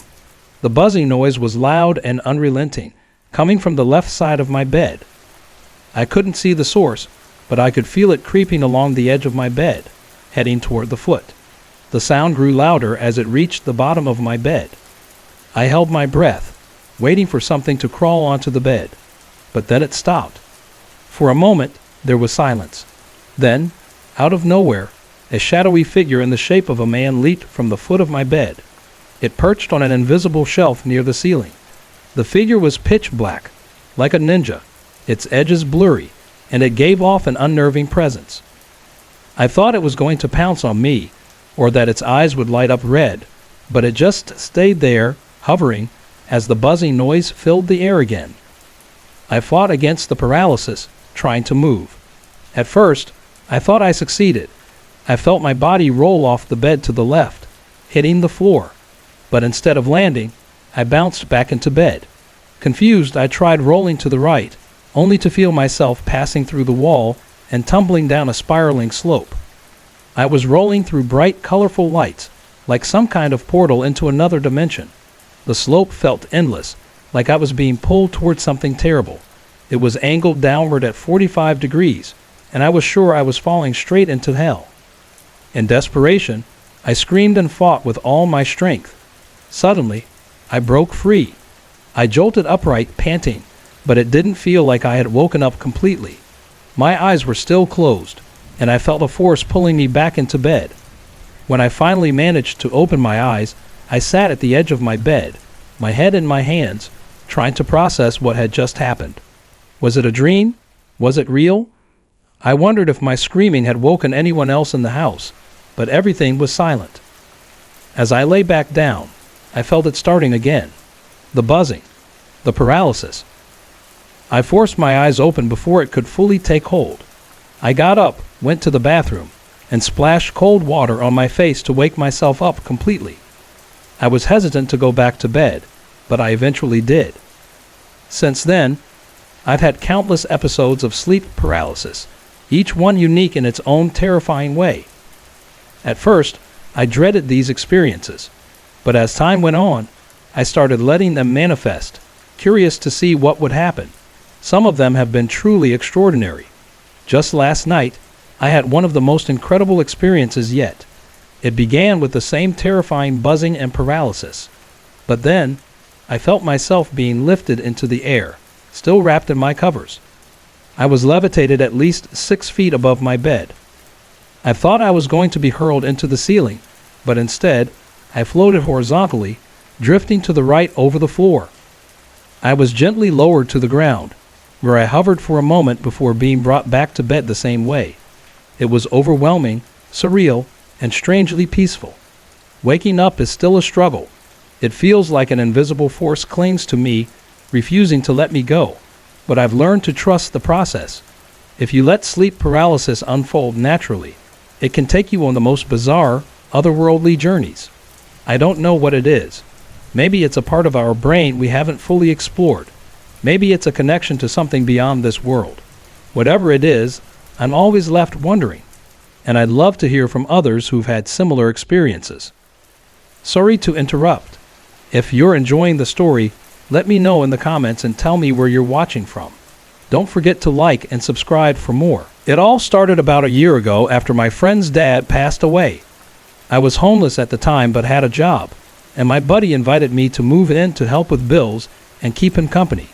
Not long after I moved in, we decided to check out an old abandoned building downtown. It was once an insane asylum, then a retirement home, and finally an apartment complex before being shut down. It had been sitting empty for years. We made our way to the basement, and immediately the air felt heavy like we weren't alone. I'm not someone who scares easily, but every time we turned to leave, it felt like something was following us. Determined to figure it out, I suddenly spun around and ran down the hallway, hoping to catch whoever or whatever was there. I found nothing. The darkness was playing tricks on me, or so I thought. I reunited with my buddy, and we wandered into a room that looked like it used to hold bodies, maybe for a morgue or funeral preparation. The creepy vibe intensified, but I started poking around anyway. Opening the drawers one by one, I found nothing until the very last one. Inside was an old necklace with a triangle-shaped pottery piece attached to a worn hemp string. It was about the size of my hand. The second I picked it up, we heard a voice behind us, low and indistinct like someone speaking. We turned, expecting to see police or someone else, but there was no one there. As we left the building, the feeling of being followed grew stronger. My buddy, clearly shaken, told me to take the necklace back. Reluctantly, I agreed. I jogged back down the hall and returned it to the drawer. As I turned to leave, the drawer slammed shut behind me. Thinking it was my friend playing a prank, I yelled for him to stop messing around, but there was no answer. The door wouldn't budge, no matter how hard I pulled. Then, without warning, it popped open. Shaken, I left and found my friend coming around the corner to check on me. He swore he hadn't done anything. Things started getting strange after that night. At first, it was subtle. Small noises, uneasy feelings. My buddy and I joked that maybe it was his dad's spirit messing with us, but the activity escalated. My dog started waking up in the middle of the night, barking and growling at my closet, which didn't even have a door. I brushed it off, thinking it was just a mouse or my cat. One night, I was playing Xbox when I heard movement behind me. I turned to see my dog staring at the closet, barking hysterically. My roommate walked into my room, looking pale. He pointed at the closet without saying a word, and then turned and went back to his room. Confused, I followed him and found him sound asleep in his bed. He had no memory of coming into my room. I went back to my room, my dog still barking like crazy. As I approached the closet, my jacket from that night fell to the floor. My dog yelped and bolted out of the room. Her tail tucked, my fear turned to anger, and I screamed at the closet, "You're not welcome here. Get out of my house and go back to wherever you came from." My roommate came back, asking what was going on. I told him about the incident, including him pointing at the closet, but he insisted he had no memory of doing that. I picked up my jacket, and as I did, the necklace fell out of my pocket. My roommate froze, staring at it. "I thought you put that back," he said. "So did I replied. The room suddenly went ice cold. Without a word, we grabbed some things and left the house, spending the night at a hotel. The next day, I went back to the building to return the necklace, but it was too late. The building was being torn down. Now strange things happen constantly. My dog wakes up every night, barking at nothing. The air feels heavy and oppressive, and I can't shake the feeling that whatever followed me is still here. I'm at my wit's end. I still have the necklace, and I don't know what to do with it." A friend once offered me a white wicker bed frame set for free. At the time, I lived in a remote mountain area in Hawaii, at an elevation of about 5,500 feet. The house I rented was perched on a hillside, with the upstairs living area raised at least 15 feet off the ground on stilts. My partner at the time went to pick up the bed set one evening, but when he returned, he brought back a completely different, older, antique-looking set. I asked him what happened to the white one, and he simply shrugged, saying, "She gave me this one instead." He mentioned that the bed frame had fallen out of his truck multiple times on the way back, even breaking one of the wooden wheels. He didn't think much of it, but something about the story left me uneasy. For a few days, the bed sat in the guest room, untouched. When I finally started assembling the frames, I was overcome by a sudden wave of nausea. My stomach churned, and I felt like I might throw up. The air in the room felt icy cold, but I chalked it up to the altitude and left the room, shaken but trying not to overthink it. A few nights later, on a quiet Friday evening, my partner called to let me know he'd be out with friends and wouldn't be home until after midnight. I was reading on the couch in the living room when I heard it, loud, deliberate pounding on the wall behind me. At first, I thought it was a joke, but then I realized this wall was 15 feet off the ground. No one could have reached it without a very tall ladder.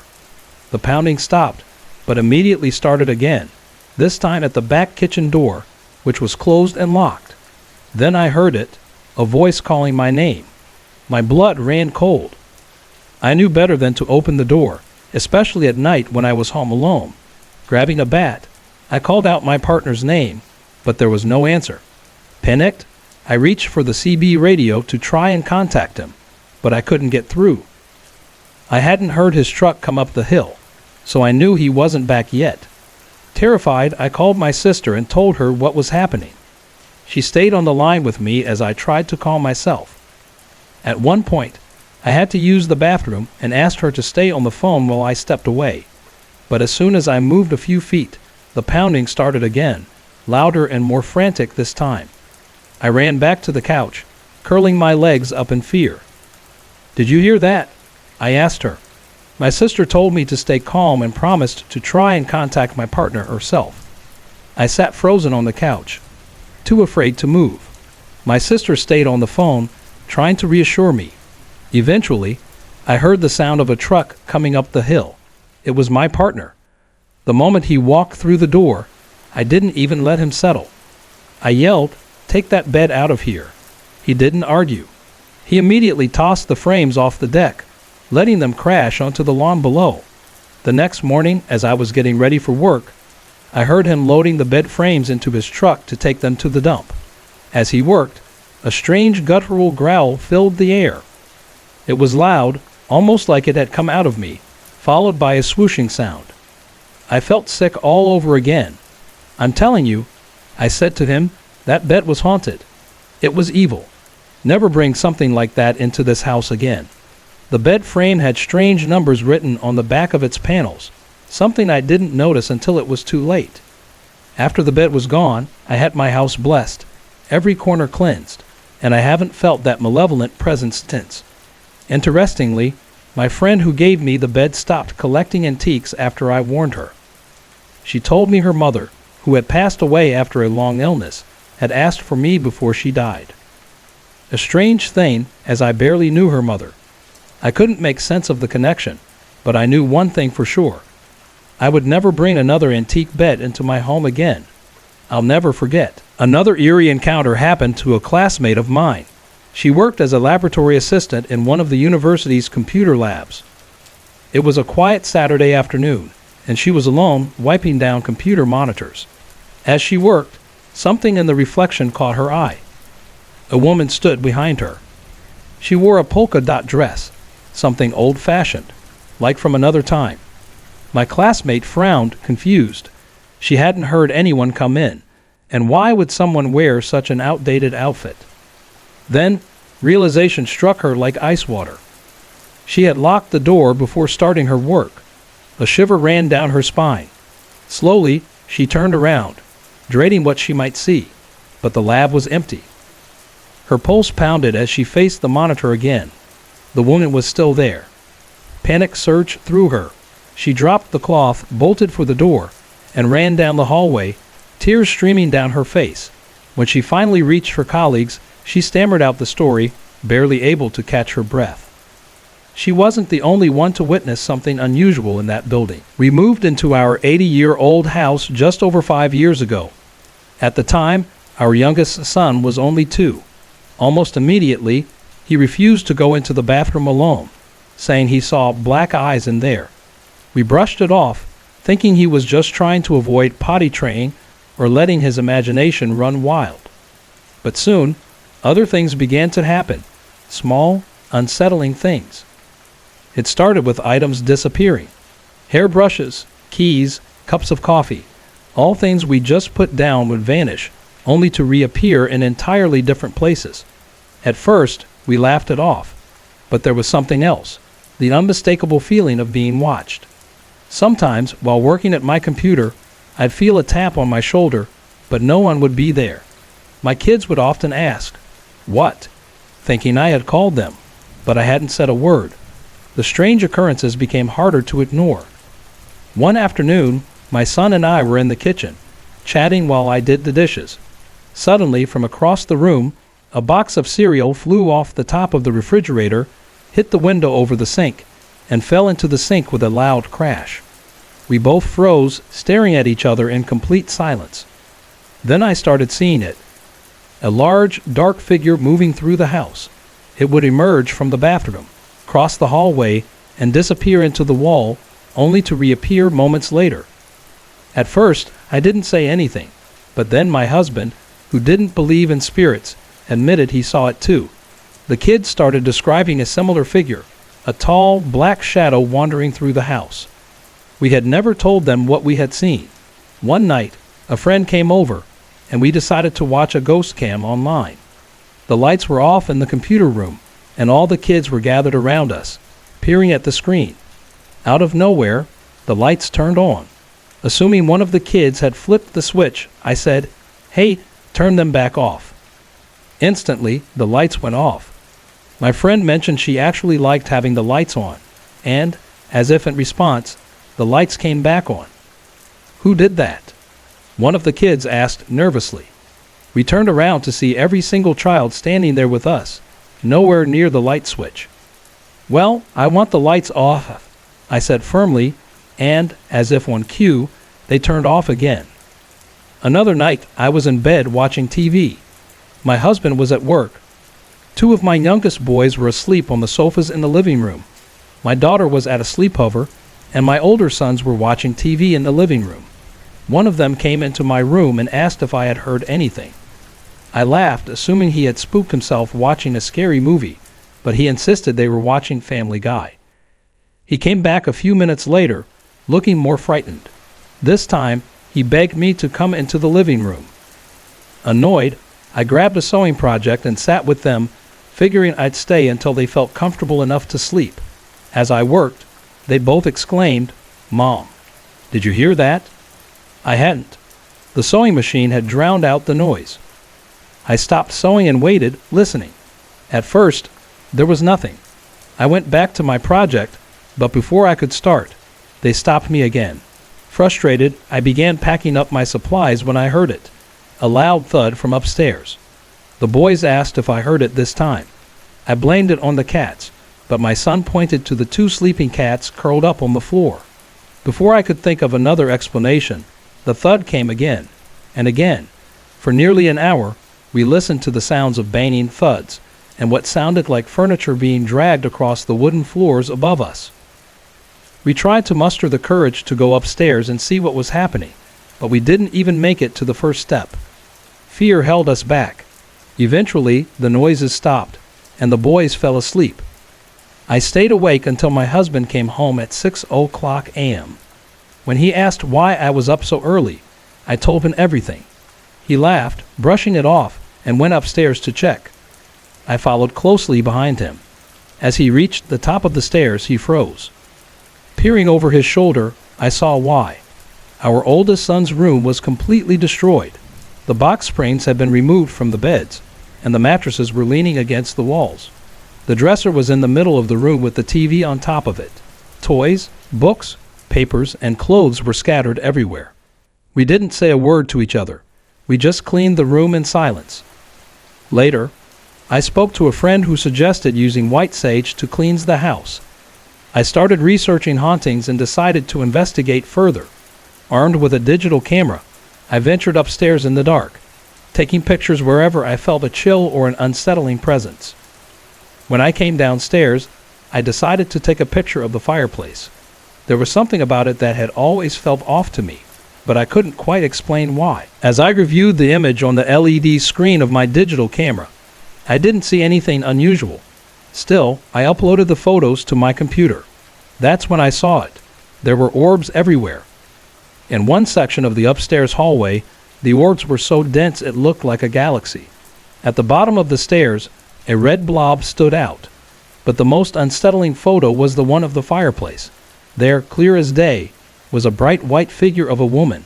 She appeared to be wearing a bathrobe, or something similar. I didn't say anything to anyone at first. I just showed the photo to friends and family without giving them any context. Every single one of them said the same thing. It was a woman.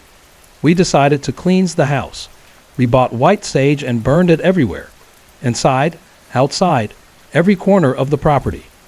For a time, the activity calmed down, and I finally felt like we had some control over the situation. Then I spoke with a neighbor who gave me a chilling backstory.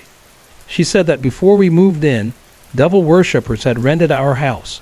She and her husband had heard strange sounds coming from the property, and when the renters were evicted, the owners had to clean up the damage. The walls were covered in demonic graffiti. Her story gave me an explanation for the energy in the house, but it also made me uneasy. The peace didn't last. Within a couple of months, the disturbances started again. One night, my daughter called out for us. We ran to her room and found her new television flipping through channels on its own. I told her she must be sitting on the remote, but she pointed to her nightstand, where the remote sat untouched. I removed the batteries, but the television continued to switch channels. The next day, it was the boys' turn. They yelled for us to come upstairs, and when we did, we were shocked to find that every channel on their TV was in French. We don't have satellite, and we don't live in a French-speaking area. There was no logical explanation. We turned off the television and left the room. The strange events didn't stop there. The bathtub began running water on its own, and the toilet would flush without anyone near it. But the most disturbing incident happened in the kitchen. We were sitting in the living room when we heard the buzzing sound of the self-cleaning oven. When we went to investigate, we saw the lever on the oven door moving back and forth rapidly, while the digital control panel flickered between random numbers, letters, and symbols. We stood there in stunned silence, watching it for nearly 5 minutes. My kids looked terrified, and I felt the need to take control. I yelled, "Knock it the **** cough." Instantly, everything stopped. The kitchen fell silent, and then the oven door fell off completely, crashing onto the floor. When I inspected the hinges, I saw that they looked as if they had been cut. Desperate to find peace, I tried talking to the spirits. I don't know why I felt compelled to, but I did. I told them they could stay if they wanted, but they needed to stop scaring my family. I encouraged them to move on, saying they would be happier if they went to the other side. As I spoke, I felt a wave of sadness come over me, so strong it made me want to cry. For the next 3 months, I battled a deep depression. There was no reason for it. My life and family were wonderful, but the sadness lingered whenever I was in the house. If we left for a weekend, I felt fine, but the moment we returned, it came back. Lately, the dark figure has reappeared. It seems to like the foyer, the living room, the kitchen, and the hallway. My daughter, who doesn't believe in spirits at all, recently admitted to seeing it standing at the foot of her bed. Guests in our home often say they feel uneasy, as if they're being watched. We never tell them about our experiences, so they have no preconceived ideas. A friend of my daughter is staying with us this week. She mentioned feeling a cold spot in the living room. I sat where she pointed, and my back grew cold while the rest of my body remained warm. She also said that earlier, while taking a bath, she felt like someone was watching her. She hurried to rinse off and left the bathroom as fast as she could. For the past 4 months, I've been waking up with deep, burning scratches on my arms, legs, back, and face. The scratches are almost always in groups of 3, with the middle one being the deepest. They burn, and some have even left scars. I have no fingernails, and there's nothing in my bedding that could cause them. It's not our dog either. She sleeps in my son's room. Sometimes the dog will stop suddenly and growl at nothing. I don't know if the scratches are because I used the sage and made the spirits angry, or if it's because I'm not afraid of them. Either way, I feel like I'm being targeted. My mom wants us to move out, but I'm scared the spirits might follow us. For now, we're just dealing with it. This happened about a year after that experience, and it's just as eerie in its own way. It all started with my friend Paige's cat, Belle. Belle had been part of Paige's family for as long as I could remember, almost 13 or 14 years. She was a big cat, no matter what they did. The vet never found anything wrong until an X-ray finally revealed 3 tumors and a significant amount of fluid around her heart. It was advanced, and even if they'd caught it earlier, there wasn't much they could have done. The decision was heartbreaking, but Paige and her family decided to put Belle down. For the next 6 days, Paige made it a habit to sprinkle catnip on Belle's grave in their backyard as a way of honoring her. On the 6th night, I went over to stay with Paige, and nothing unusual happened. The next day, we stopped by an adoption center to look at kittens. After much debate, Paige decided against getting a kitten and instead adopted a 4-year-old cat named Isabel, or Izzy for short. Izzy was shy, still adjusting to being out of the pound, so we let her explore the house while we went back to Paige's room to hang out. At one point, we started talking about ghost stories and the idea of pets' spirits staying behind. I mentioned Belle, and Paige suddenly remembered she hadn't sprinkled catnip on the grave that day. Crap, I forgot to do it. Oh well, she'll get over it, Paige said casually, and we moved on with our conversation. That's when things started to get weird. It was daylight outside, and all the lights in the house were on. The hallway, the sitting room by the front door, and even Paige's room. The curtains were open too, so there was plenty of light. We were sitting on her bed, talking and watching Danny Phantom on TV, while Paige got the bathroom ready for a shower. Suddenly, the TV went out. We tried turning the cable box off and back on again, and the TV came back on. We shrugged it off as a fluke, but a few minutes later, it happened again. The weather was perfect, so there was no storm or wind to blame. Starting to feel nervous, we reset the cable box again. This time, the TV stayed on for a little longer, but then it began turning off and on repeatedly. Annoyed, I finally called out, "Stop." The TV came back on and stayed that way. Just as we were settling back down, Paige walked into the room in her bathrobe to ask me something, and the TV went out again. This time, the closet light flickered and went out, followed by the light above the bed. Paige, finally catching on, shouted, "Stop it, Belle. Leave Tiffany alone." The lights and the TV immediately came back on. Paige went into the shower, leaving me alone in the room. I decided to distract myself by playing my Game Boy. That's when I saw it. A white streak passed right in front of the TV. I froze, dropping the Game Boy, and stared at the screen, waiting for it to happen again. Nothing. Trying to brush it off, I picked up the Game Boy and started playing again. But then the TV went out and the lights flickered. Terrified, I jumped up and ran into the bathroom where Paige was. When Paige finished her shower, she insisted on checking the room before I came out. Once she gave the all clear, I cautiously returned. The TV went out again. This time, Paige was done. "Goodbye, Belle," she shouted. I said, "Goodbye now." "Is that what you wanted?" "Well, there's a new cat here, so I won't get lonely without you. Goodbye and good luck." The TV came back on and stayed on for the rest of the night. The strangest part was that the rest of the house seemed unaffected. The hallway lights, the living room TV, everything else worked perfectly. It was only Paige's room that had gone haywire. I believe it was Belle's way of saying goodbye, letting Paige know she was still there. Not long after, another cat named Toby wandered into Paige's life, as if he owned the place. Now she has 2 cats, just like I do. There's one little detail I can't stop thinking about. The old cat's name was Belle, and the new cat is Isabel. Coincidence? Maybe.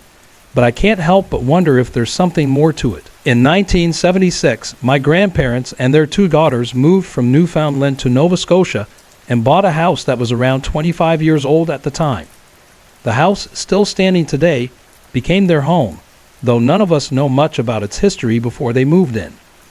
My grandmother passed away in July of 1991 after a short but difficult battle with lung cancer. She and I were incredibly close. I spent nearly every day with her. Her death left a void in my young life that nothing seemed to fill. A few years later, my parents and I moved into my grandparents' house so my grandfather could spend more time with me. He converted the downstairs into an apartment, and we lived upstairs. A year or 2 after we settled in, strange things began to happen. I was between 7 and 9 years old at the time, but the memories remain vivid. Sometimes the TV channel would change on its own, even when no one was near the remote. One Thanksgiving, my dad's friend joined us for dinner. As he sat at the table, a wine glass slid across the surface without being touched. We all froze, staring, trying to make sense of what we had just seen. My mother often caught glimpses of a white shadow moving through the hallway. It would dart quickly at first, but if she acknowledged it, the shadow would slow, as if it knew it had been noticed. One moment that I will never forget happened in November of 1997. That week, we had received terrible news. My grandfather on my dad's side had fallen gravely ill and was in the hospital. The doctors didn't hold out much hope, and my parents spent nearly all their time by his side. I was only 10 years old and couldn't stay home alone, so my mom's friend Donna came to stay with me. One night after running errands together, we came back home. Donna placed the keys on the counter near the door since we needed to leave again soon. We went about our business, and when it was time to go, the keys were gone. We searched everywhere, growing more and more baffled. Finally, we found them sitting in my room. I hadn't touched them. It wasn't something I would have done without telling Donna. A couple of nights later, after everyone had fallen asleep, Donna woke up to a noise coming from the hall. Thinking I might have gotten up for a drink of water, she called out to me. When there was no response, she assumed she had imagined it and tried to fall back asleep. But then she felt it, the unmistakable sensation of being watched. Donna had experienced paranormal activity before, so she knew something was there. Forcing herself to open her eyes, she prepared for the worst. What she saw next chilled her to the bone. A spirit stood over her, staring her in the face, smiling. Frozen with fear, she closed her eyes tightly and willed herself to stay calm. When she opened them again, the spirit was gone. The following morning, my grandfather passed away peacefully in his sleep. When Donna told my mom what she had experienced, my mom wasn't surprised. She assured Donna that she had felt similar presences in the house. Both of them believed it was the spirit of my grandmother, checking in on her favorite granddaughter during a difficult time. We eventually moved out of that house, but I believe my grandmother's spirit has followed us. Talking to my mom one morning, we realized that we both had felt her presence in the years since we left. My mom has seen movement out of the corner of her eye, and I have felt a familiar, comforting presence when I've been alone in the house. Even now, I believe she has found her way back to us, and in a way, we're reunited once again. Well, last night, I finally worked up the courage to confront them. It's something I've been avoiding for a while, but I decided it was time to face whatever, or whoever, they were. I spent most of the evening watching TV, trying to keep myself from backing out. By 11:00 p.m., I told myself there was no turning back. I headed into my room, ready but nervous. When I got there, something felt off. My blankets were turned down, even though I didn't remember doing it. I shrugged it off, blaming my imagination, and flopped onto my bed. The room was dark except for a faint sliver of yellow light peeking through the edges of my blinds from the porch. I pulled the blankets up to my chin, staring wide-eyed at the ceiling. I tried to relax, but I couldn't. I kept telling myself that if they were going to show up, they'd wait until they thought I was asleep. Slowly, I forced myself to calm down, steadying my breathing and closing my eyes halfway. That's when I saw it. Out of the corner of my eye, I spotted one of them. It stood to my right, next to my nightstand. I recognized it immediately. It was the same one that always made the others leave me alone. My heart raced as I tried not to panic. Instead, I focused on finding my inner peace, the mental space I go to when I feel scared. The shadow didn't move, it just stood there staring at me. I couldn't see its eyes, but I could feel its gaze fixed directly on my face.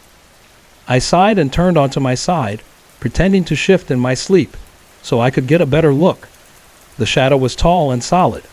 I couldn't see through it, but that's all I could make out. Staring at it through a half-open eye, I asked loudly in my head, "Who are you and what do you want?" The shadow disappeared. I sat up, furious. After all the time it had taken me to work up the nerve to confront them, it just vanished. My frustration boiled over, and I said out loud, "What are you afraid of?" "Me? Coward." I regretted it the moment the words left my mouth. Provoking whatever it was probably wasn't the smartest idea. I should mention that I usually leave my door open about an inch so my cat can wander in and out. But that night, I had closed it. Suddenly, the door handle turned, and the door swung open. I expected my mom or brother to be there, telling me to keep it down, but no one was there. I stared out into the dark dining room and thought I saw several shadows move quickly past the doorway. My eyes darted to the VCR clock. It was 2 a.m. Then it happened. The scariest moment of the night. My stereo, which sits on a shelf opposite my bed, turned on by itself. The room exploded with the deafening sound of The Quiet Place by In Flames, one of the heaviest songs by the heavy metal band. The strange thing, the remote was sitting on top of the stereo, untouched, and the CD with that song wasn't even in the stereo. I'd taken it out earlier that day after exercising and put it back in its case. The music was so loud that the entire house heard it. My mom stormed into my room just as I was scrambling out of bed, hands over my ears, to shut it off. I managed to turn it off just as she started yelling at me. "If you can't sleep and need your music, at least keep the door closed and the volume down," she said, clearly annoyed. After she left, I sat on my bed with the light on, wide awake. I couldn't fall asleep until 6 in the morning. The most upsetting part of the whole night, The shadow didn't answer my questions. This happened in 1985 at City Hall in Ponce, known as Casa Alcaldia. My friend and I were attending an art exhibit there. That's when I saw him, a monk. He wore a long brown habit tied at the waist with a thick, rope-like belt. A wooden cross hung from his neck, and the top of his head was shaved in a style I had only seen in books. At first, I thought he was part of the exhibit or perhaps a participant in some historical reenactment. I stared, watching him from behind as he moved slowly through the gallery. I asked my friend if she saw the monk. She gave me a puzzled look and said no. Determined to prove I wasn't imagining things, I told her to follow me. I followed the monk, trying to catch a glimpse of his face, but I couldn't. No matter how hard I tried, it was like he was always just out of reach. I could see the back of his head and even his ears, but his face remained hidden. He seemed to be examining the paintings, moving deliberately, almost gliding. Then he began walking toward the staircase at the left side of the hall. I figured the second floor must be open to the public, so I followed, curious about this mysterious figure. But when I reached the staircase, I stopped in my tracks. The gate to the second floor was closed, locked, and the floor above was completely dark. No one could have gone up there. "What's wrong with you?" my friend asked, confused. I shook my head, unsure how to explain what I had seen. "Forget it," I muttered. I thought I saw a monk, but deep down I knew I had seen him. 2 years later, I was called to work at the City Hall Tourist Department, located on the first floor of the same building. One day, our supervisor asked us to research interesting points in town. I asked him about the history of the building, curious if it might shed light on my experience.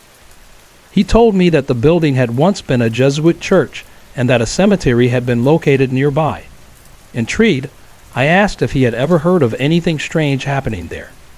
To my surprise, he shared a story of his own. One night, while working late to find information about Ponce's carnival, he saw a tall man wearing a black cape and hood. The figure approached him silently and reached out to touch his hand. He said the touch was icy cold, and as suddenly as the figure appeared, it vanished into thin air. One day, while working with a colleague, I had to go to the second floor above the office to search for some costumes. I unlocked the gate and placed the lock in a secure spot before we began looking through the storage area. The place had an unsettling atmosphere, but we focused on our task and quickly gathered what we needed. When we finished and turned back to retrieve the lock, it was gone. We searched everywhere, growing more uneasy with each passing moment. Finally, we found the lock, sitting on the seat of a chair, far from where I had left it. Terrified, we hurried out of there. I felt physically ill from the fright and vowed never to go up there again.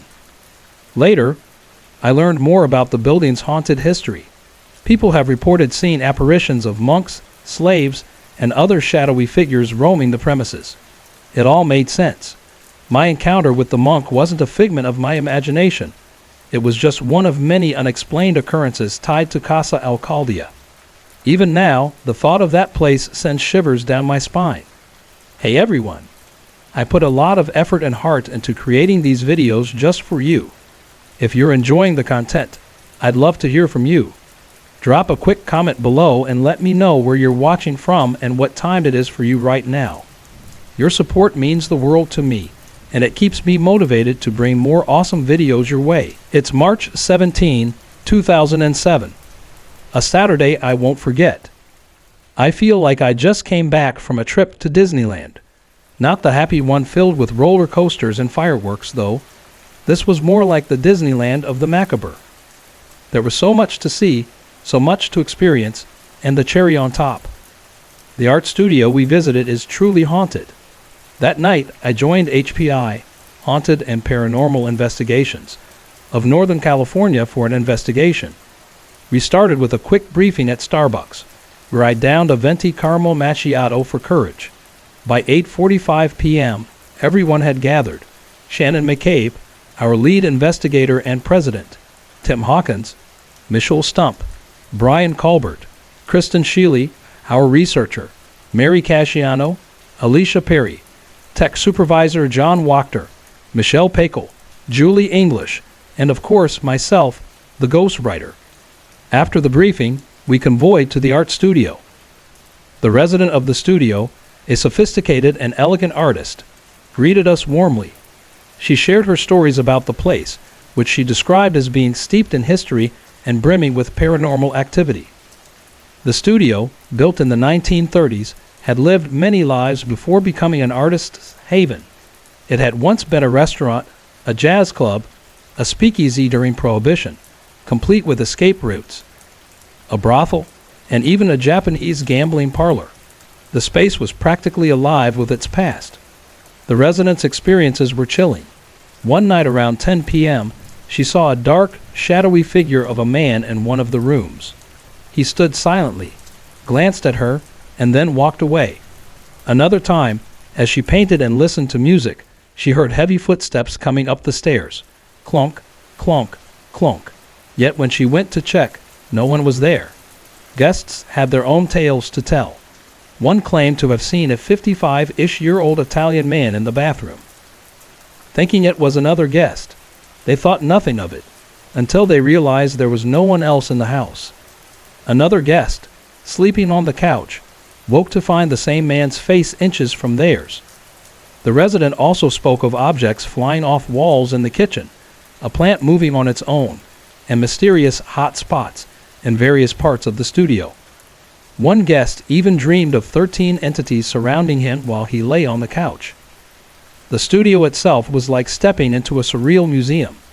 It was an eclectic mix of Catholic and Buddhist religious icons, rebellious punk rock touches, and an array of haunting artwork, decrepit dolls, voodoo-like figures, skulls, disco balls, old photographs, and Gothic trinkets. It felt as if every piece of art had a story, and the studio itself was one giant, eerie masterpiece. As the investigators roamed the studio with their equipment, video cameras, EVP monitors, EMF meters, and temperature gauges, they captured orbs everywhere. The orbs flitted about inside and even outside the studio, adding to the mystique of the place. Apologies for the interruption. If you're enjoying the content, give it a thumbs up and let me know what you think in the comments. Don't forget to like and subscribe for more. A guest and his girlfriend led a few of us to the cellar, a space as treacherous as it was fascinating. We found relics like a cat's skull, tax forms from 1942, old bottles, and broken furniture. The resident mentioned discovering mummified feral cats there in the past. My most memorable find: a black widow spider that convinced me it was time to leave the cellar. Back in the living room, the activity ramped up. One investigator's EMF meter went wild, followed by another's. Two of our team members felt a presence behind them, an ominous, heavy sensation. Our video cameras captured an orb floating to one investigator, settling at her torso, and then dissipating. Moments later, she jumped in fright after hearing rustling sounds nearby. Could it have been the Italian ghost the resident affectionately calls Tony? By midnight, we packed up our equipment and prepared to head home. Investigations like this bring a sense of camaraderie to the team. Sharing such extraordinary and unexplainable experiences creates a bond that feels like family. As I drove home, I turned on some music to clear my head.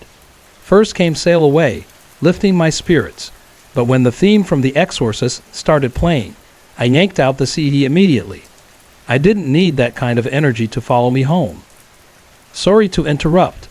If you're enjoying the story, let me know in the comments and tell me where you're watching from. Don't forget to like and subscribe for more.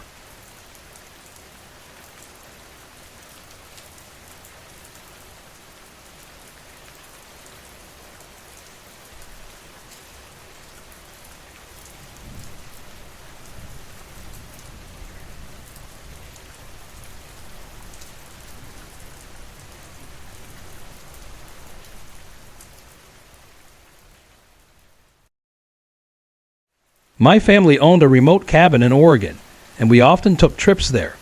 But this time I was going alone.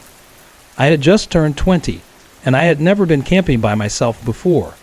I figured setting up camp near the cabin would be a great idea, close enough to shelter if anything went wrong.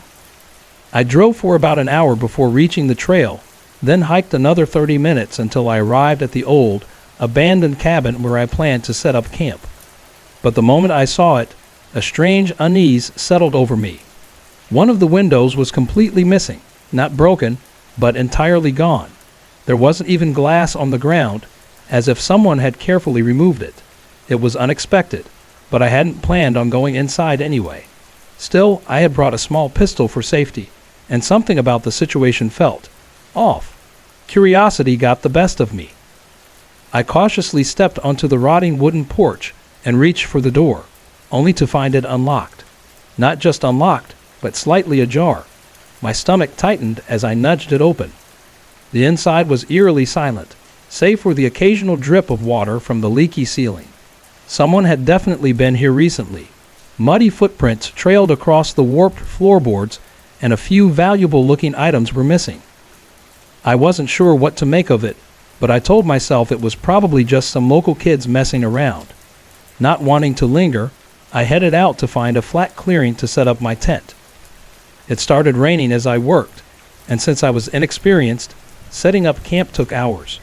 By the time I finished, I was drenched.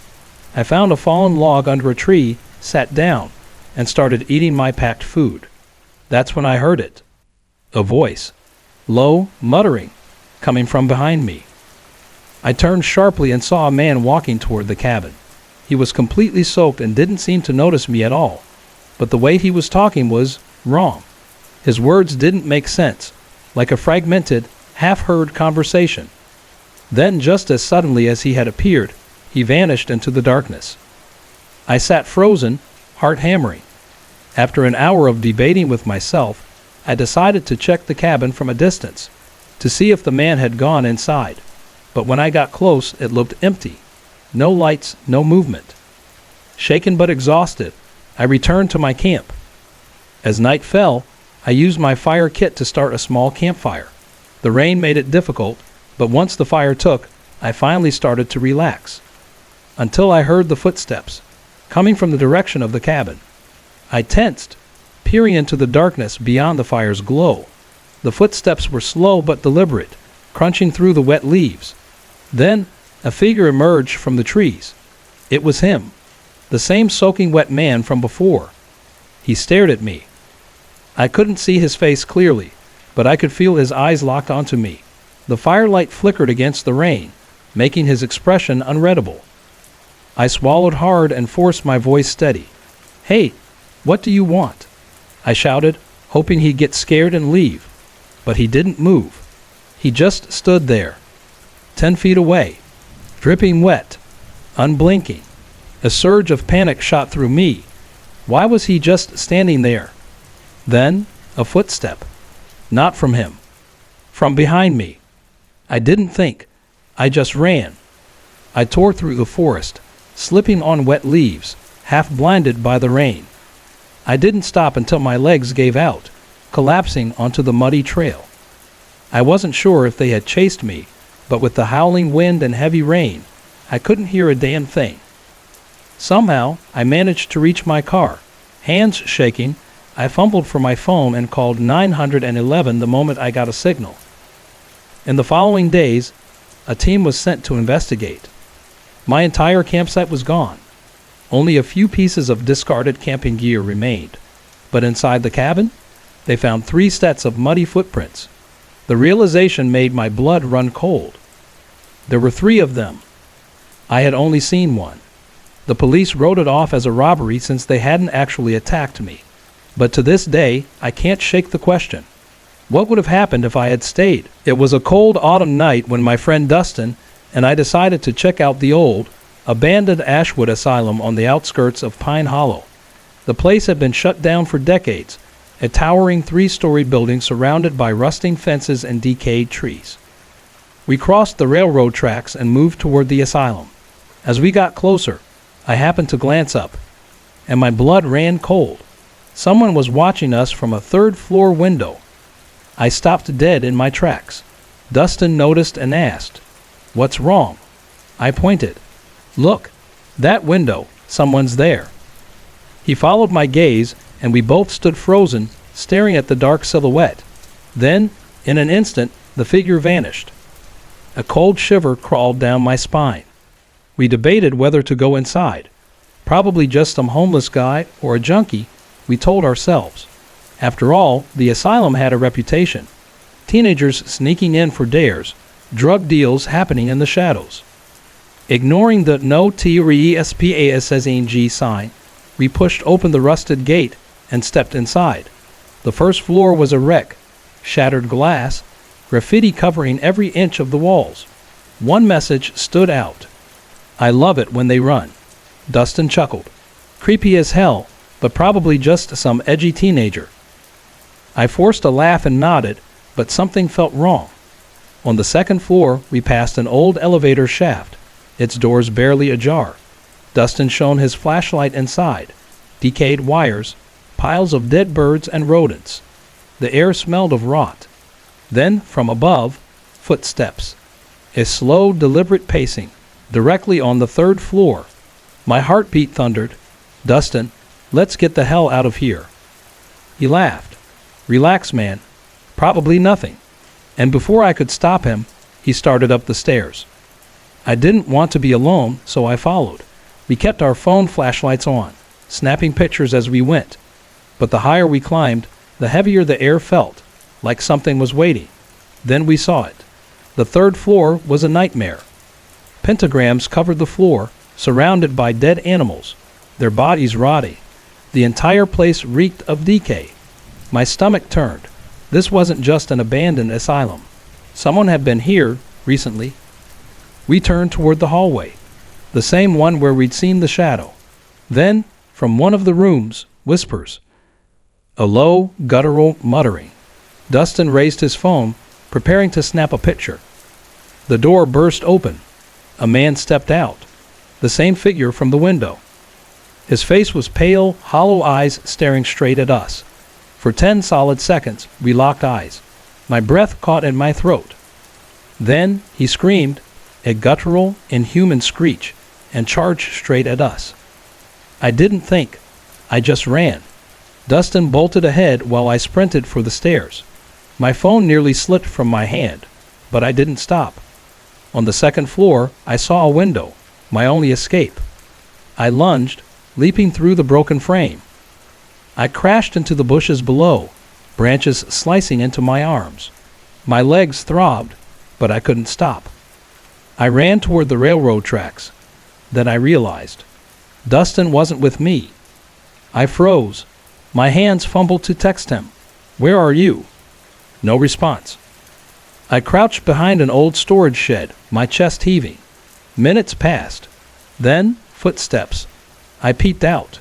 Dustin was running for his life. And he wasn't alone. 2 figures were chasing him. For a moment, I couldn't breathe. Then Dustin's voice shattered the silence. "Run!" His sheer terror jolted me into action. I turned and sprinted toward the railroad tracks, not daring to look back. We didn't stop until we reached the far side, diving into the brush. I peered out. The 2 men stood at the asylum's entrance, watching. Then, without a word, they turned and disappeared inside.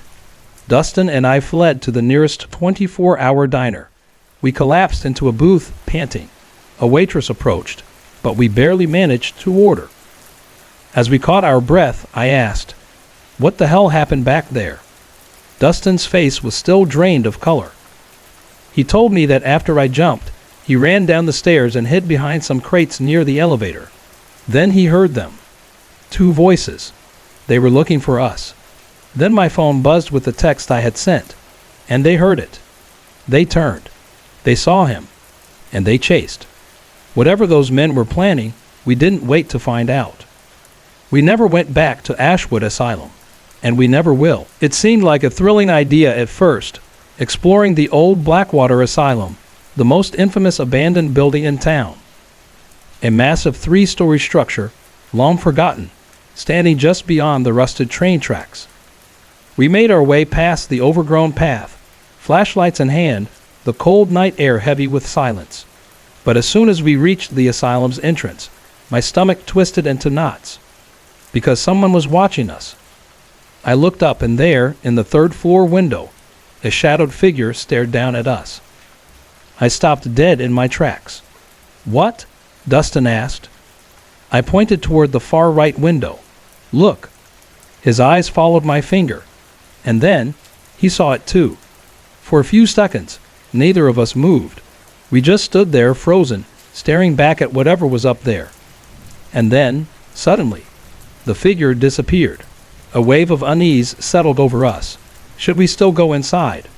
Dustin let out a nervous chuckle. "It's probably just some junkie. You know this place is used for drug deals and teenage dares." He had a point. The asylum had been abandoned for decades, but people still sneaked in.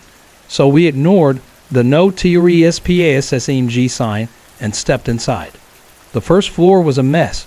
Shattered glass, graffiti, and rotting furniture.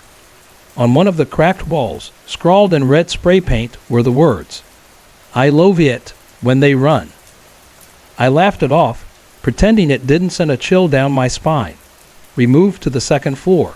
It was more of the same, dusty hallways, broken doors, the faint stench of decay. But one thing stood out, the old elevator shaft. The doors were slightly open. Dustin pulled out his flashlight and shined it inside. The beam revealed piles of debris, dead birds, and something that looked like a decayed animal. I was already feeling uneasy when we heard it. Footsteps. From the third floor. A slow, deliberate pacing. Someone was up there. I grabbed Dustin's arm. "Dude, let's get out of here." He just grinned. "Come on, man. Don't be a wimp." And before I could argue, he started heading upstairs. I couldn't just stand there alone. So, I followed. We reached the third floor, our phone flashlights slicing through the darkness. But nothing could have prepared us for what we saw. Pentagrams, dead animals, symbols carved into the floorboards. And that smell. Rot. Decay. Something unnatural. The hallway stretched ahead, leading to a row of rooms. And then, a whisper. Coming from the middle room. Dustin pulled out his phone to take a picture. But the moment he lifted his camera, the door burst open, and out stepped a man. Tall, thin, pale as a corpse. I recognized him instantly. The figure from the window. For a few agonizing seconds, he just stood there staring at us. No blinking, no movement. Then, he screamed and ran straight at us. I didn't think. I just ran. My feet pounded against the floor as I sprinted toward the stairs. Behind me, Dustin was gasping for breath. The man was right on our heels. I reached the second floor landing and nearly tripped. My phone slipped from my grip, almost falling into the elevator shaft, but I caught it just in time. I didn't stop. I kept running. And then, I realized something terrifying. Dustin wasn't with me. I spun around. He was gone. "Dustin?" I yelled. No answer. Then, a blood-curdling scream. Not mine. His. I hesitated. Should I go back for him? My body screamed at me to run. Then he appeared. Dustin. Running. Terrified. "Go!" he screamed. I turned and bolted. We didn't stop until we reached the train tracks. Gasping for breath, hearts pounding. I risked a glance back. The man stood in the doorway of the asylum, watching. And then he stepped back inside, disappearing into the darkness. We never went back. My name is Zachary Wells, and I live in Silver Springs, a quiet little town surrounded by endless pine forests. If you've ever driven through these forgotten American backroads, you know the kind. The ones where streetlights flicker, and every house has a history. My father was a police officer, a tough, no-nonsense kind of man. But he passed away years ago, leaving behind a house that never quite felt the same. After his death, family tensions rose, and my Uncle Raymond, once a close father figure, distanced himself from us. Then came that night. It was my cousin Matthew's wedding, but I couldn't attend. A car accident had left me with stitches along my ribs, and the doctor warned me not to overexert myself. So while the rest of my family celebrated, I was left alone in the house, a house that had never felt lonelier. At first, everything seemed fine. I settled in, flipping through TV channels to keep myself distracted. But then, the noises start. At first, it was faint, a soft shuffling sound coming from the guest bedroom down the hall. I turned down the TV, straining my ears. Silence. Maybe it was just the house settling. But then, minutes later, I heard it again. This time, it was clearer, footsteps. Slow. Deliberate. My stomach twisted. I grabbed my phone and called my mother, keeping my voice calm. "Hey, could you come home early? It's just, I don't feel great being here alone." She sighed. "Sweetheart, I'll send Ryan over." Ryan, my younger brother, was 16, barely company, but at least I wouldn't be alone. I hung up and tried to shake off the unease, but then something happened that made my blood run cold. A glass shattered in the kitchen. My breath hitched. I forced myself up, stepping cautiously toward the kitchen doorway. The floorboards creaked beneath me. My eyes darted around, and then I saw it. The glass lay in shards on the floor, but there was no one there. The room was still, except for the faint sway of the curtains from the night breeze. My chest tightened. This wasn't just my imagination. Then, from the living room, I heard it. A voice. "Zachary." I froze. My uncle was the only one who ever called me that instead of Zach. I turned my head slowly, and there he was, Uncle Raymond, sitting calmly in the dim light of the porch. The thing is, Uncle Raymond hadn't stepped foot in our house in years. I swallowed hard, stepping toward the doorway. Uncle Raymond. He didn't turn to face me. "Yet, kid, I came through the attic. No need to be surprised." His voice was flat, almost detached. "I made a mistake leaving. Figured I'd come back." Something about the way he spoke sent a chill down my spine, but I wanted to believe him. Maybe he had just changed. Still, I hesitated. "Come inside. It's cold out here." He remained motionless. "No," he said finally. "You should come out here instead." I backed away from the porch, my instincts screaming at me that something was very, very wrong. Then I heard it again. "Zachary." But this time, it came from behind me. I turned sharply, my heart hammering against my ribs. And there, in the kitchen, stood my mother. Her head was tilted slightly, her expression unreadable. And in her bare hands, she held raw meat, tearing into it like a wild animal. My breath hitched. Blood smeared her lips, dripping down her chin. My legs gave out beneath me. My vision swam. My pulse pounded so hard I thought my skull would crack. The last thing I saw before the darkness swallowed me whole. Her grinning. Rian found me the next morning, sprawled on the floor, feverish and delirious. He had banged on the door all night, but I never answered. When he finally got inside, I was barely conscious. My mother. She was asleep in her bed, claiming she had been at the wedding all night. There was no sign of Uncle Raymond.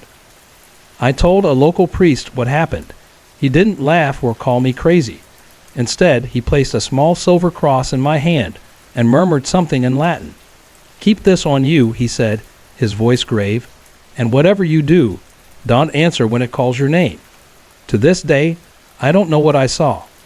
Was it really Uncle Raymond, or something else, something wearing his face? I never heard from him again. No calls, no visits. It was as if he had been erased from existence.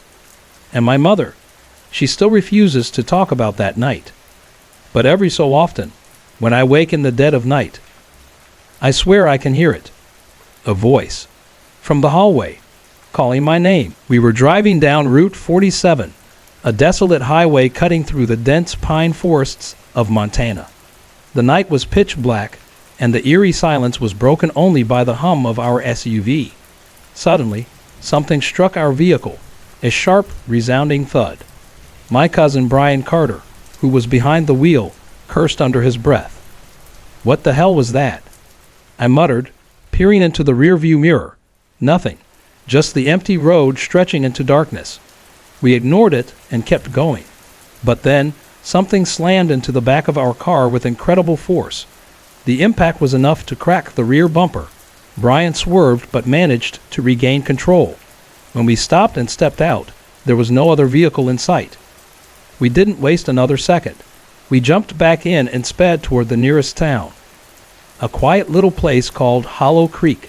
But that's when Brian started acting strange. At first, he complained about feeling nauseous. Within minutes, he was vomiting violently on the side of the road. We assumed it was motion sickness or altitude related, so we dismissed it. But by the time we reached home, Brian was pale, trembling, and muttering under his breath. A few hours later, his mother called us in a panic. He's not himself, she stammered. He's in the kitchen, breaking things, tearing stuff apart. He just pulled raw meat out of the fridge and started eating it. I felt the blood drain from my face.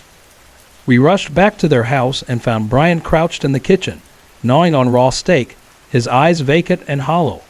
When we tried to stop him, he lunged at us like an animal. His strength was unnatural. We had no choice. We needed help. We called Father O'Malley, an elderly priest from the Street Peters Church. He arrived an hour later, gripping a rosary and a flask of holy water. The moment he stepped inside, he froze in the doorway, his face turning pale. This is not just possession, he murmured. Something far worse followed him home. Father O'Malley instructed us to get a black ram for sacrifice, a ritual that, according to legend, could sever a demon's hold. Desperate, we did as he said.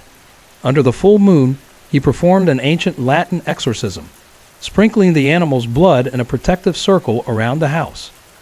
The next morning, Brian woke up with no memory of the past 24 hours. He was weak but alive. We never spoke of that night again.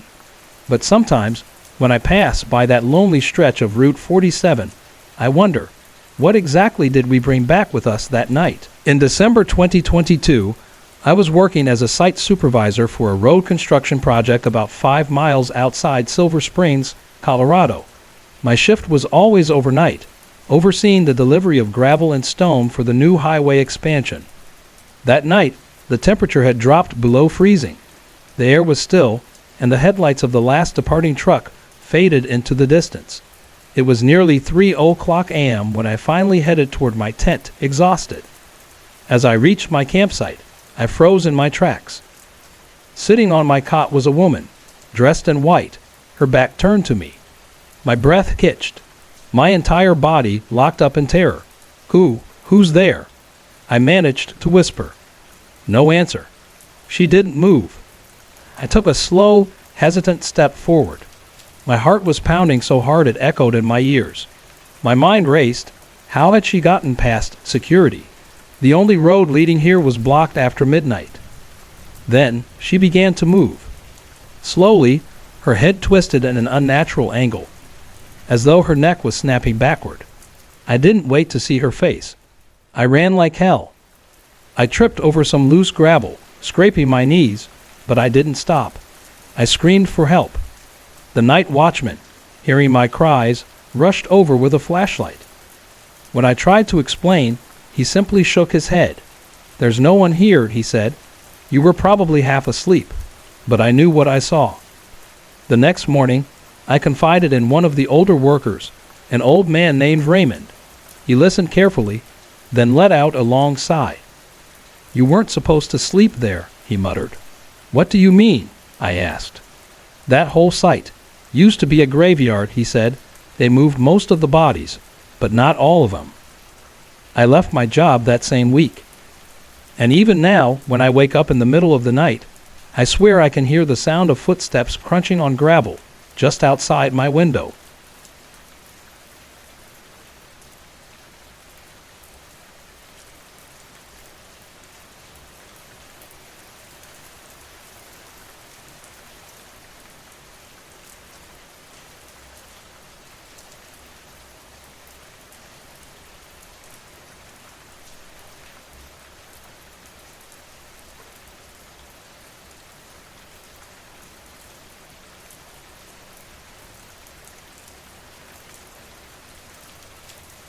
It was a cold October night, the kind where the wind howled through the trees like a distant whisper, warning those who listened.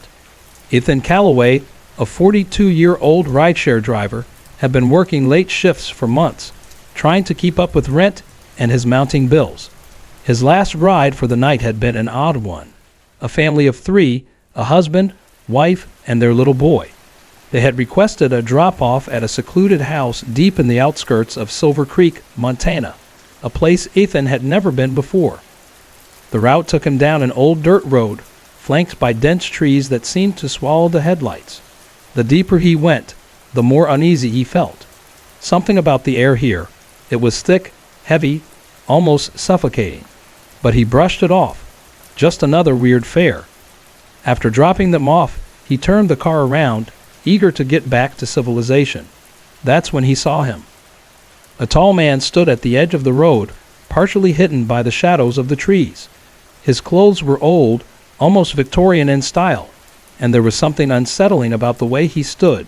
Too still, too perfect. He raised his hand and signaled for Ethan to stop. Ethan hesitated. Every instinct told him to keep driving, but the man stepped forward, and as he did, Ethan caught a faint scent. A rich, intoxicating aroma, like burning cedar wood mixed with something metallic. It was oddly pleasant, yet deeply wrong. The man leaned into the window and smiled, heading toward town. His voice was deep, smooth, yet completely devoid of emotion. Ethan nodded hesitantly. "Mind if I join you? It's a long walk," the man said. Ethan swallowed. He didn't want to, but something about the stranger made it hard to refuse. "Yeah, sure. Hop in." The man slid into the passenger seat, and as soon as he shut the door, the temperature inside the car dropped instantly. Ethan turned the heat up, but it made no difference. He glanced at the man, who was now fiddling with an old cassette player he had pulled from his coat pocket. The eerie hum of an old folk song filled the car. The lyrics were unintelligible, the melody warped and distorted. "What language is that?" Ethan asked, his voice hoarse. The man smirked. "An old one." They drove in silence for a while. Ethan kept his eyes on the road, trying to focus on the trees flashing past. But then the man spoke again. "There's a shortcut up ahead. Take it." Ethan frowned. "Never heard of a shortcut here." The man's head turned toward him, his eyes gleaming in the dim light. "You'll want to take it." The way he said it left no room for argument. A strange, primal fear gripped Ethan's chest. Against his better judgment, he turned the wheel, steering them onto a narrow path that snaked deeper into the woods. The road was rough, the trees pressing in closer. Ethan's hands tightened around the wheel. His breath was shallow. A few minutes later, a structure appeared through the trees, a massive tent-like pavilion, glowing under the pale moonlight. The man in the passenger seat smiled. "We're here," he said. Ethan stared at the structure. Inside, figures moved in slow, almost mechanical motions. Low murmurs filled the air, voices speaking in a language he couldn't recognize. "You should come inside," the man suggested. "It's a celebration." Ethan's skin crawled. Everything inside him screamed no. But before he could protest, the man was already opening his door. He turned to Ethan expectantly. "Come on. It would be rude not to." Ethan's pulse hammered in his ears. He knew this was a bad idea. He knew. But his body betrayed him, moving before his brain could protest. Inside the pavilion, the air was thick with the scent of burning incense and something rotting beneath it. The people inside, if they were people, sat in neat rows, heads bowed, their faces obscured. A low, rhythmic chanting echoed through the space, growing louder by the second. Ethan took a shaky step forward. The faces of the people were all wrong. Their features blurred, their skin too smooth, their eyes too deep. It was like looking at figures carved from wax, only slightly melted. A long wooden table stood at the center of the tent, and upon it was a severed goat's head, its eyes wide open, staring blankly. Surrounding it were raw, bleeding limbs, meticulously arranged like a grotesque feast. Ethan gagged.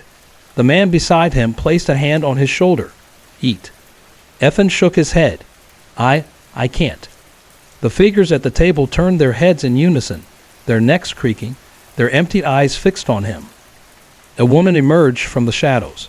Her lips moved, but the words didn't sound human. The air around Ethan became heavier, pressing against his chest. He gasped for breath. A new plate was placed before him, a normal meal. Steak, bread, wine. The smell was oddly delicious. His stomach twisted with hunger. He shouldn't. He should run. But his hand moved on its own. He took a bite. The taste was unlike anything he had ever had. Rich, overwhelming, perfect. Too perfect. The woman smiled, revealing too many teeth. The stranger leaned in. Now you belong to us. Ethan bolted from the table, knocking over his chair. He stumbled outside, but the pavilion was gone. The forest was silent. No figures, no chanting, no glowing light. Just his car, sitting in the darkness. His breath came in sharp gasps. He jumped in, started the engine, and sped down the winding road. But no matter which way he turned, he never seemed to get anywhere. The trees never ended. The road never changed. He was trapped. And then, a whisper from the backseat. You should have stayed. Ethan's body went cold. The scent of cedar and blood filled the car.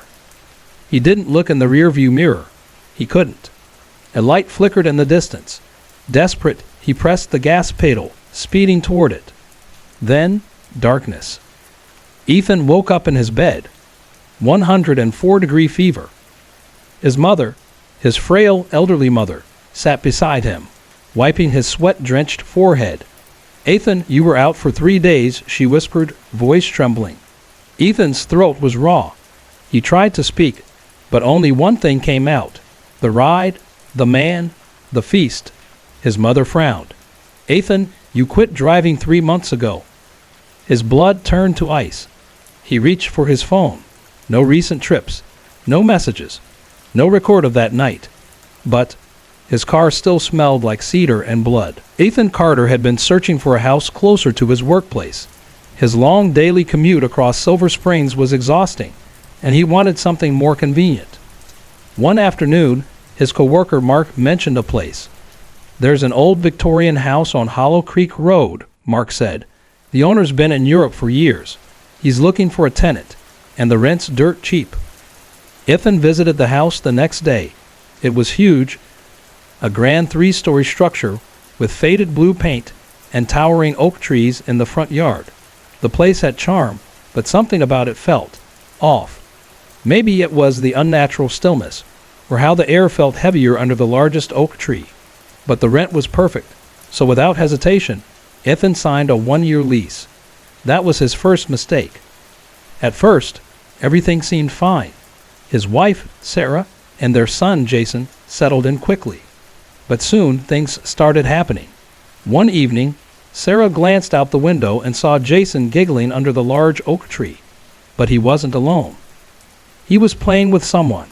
A shadow flickered beside him, just for a second, before vanishing.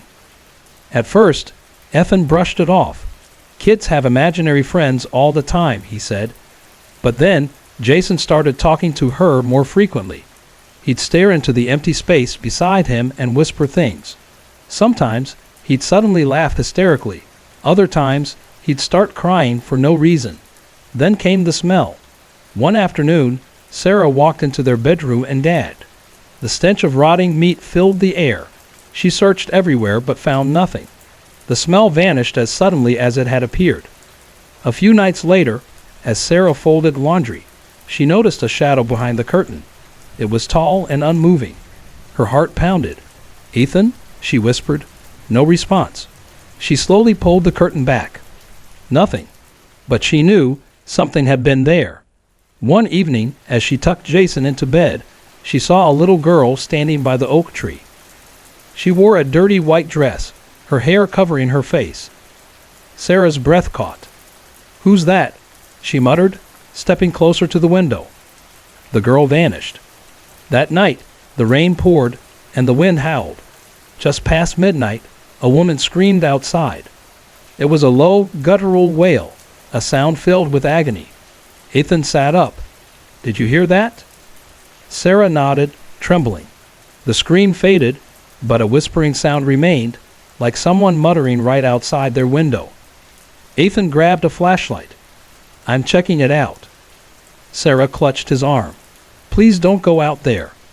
Ignoring her, Ethan stepped outside. The oak tree loomed over him, its twisted branches shaking violently in the wind. But there was no one there. Then the smell hit him. Rotting flesh. His stomach turned as he stepped closer to the tree. Something moved in the shadows. A whisper, right behind him. Ethan spun around. No one. The next morning he called Mark. Something's not right in this house. Mark hesitated. That place. People say something happened there. A long time ago. Maybe you should leave.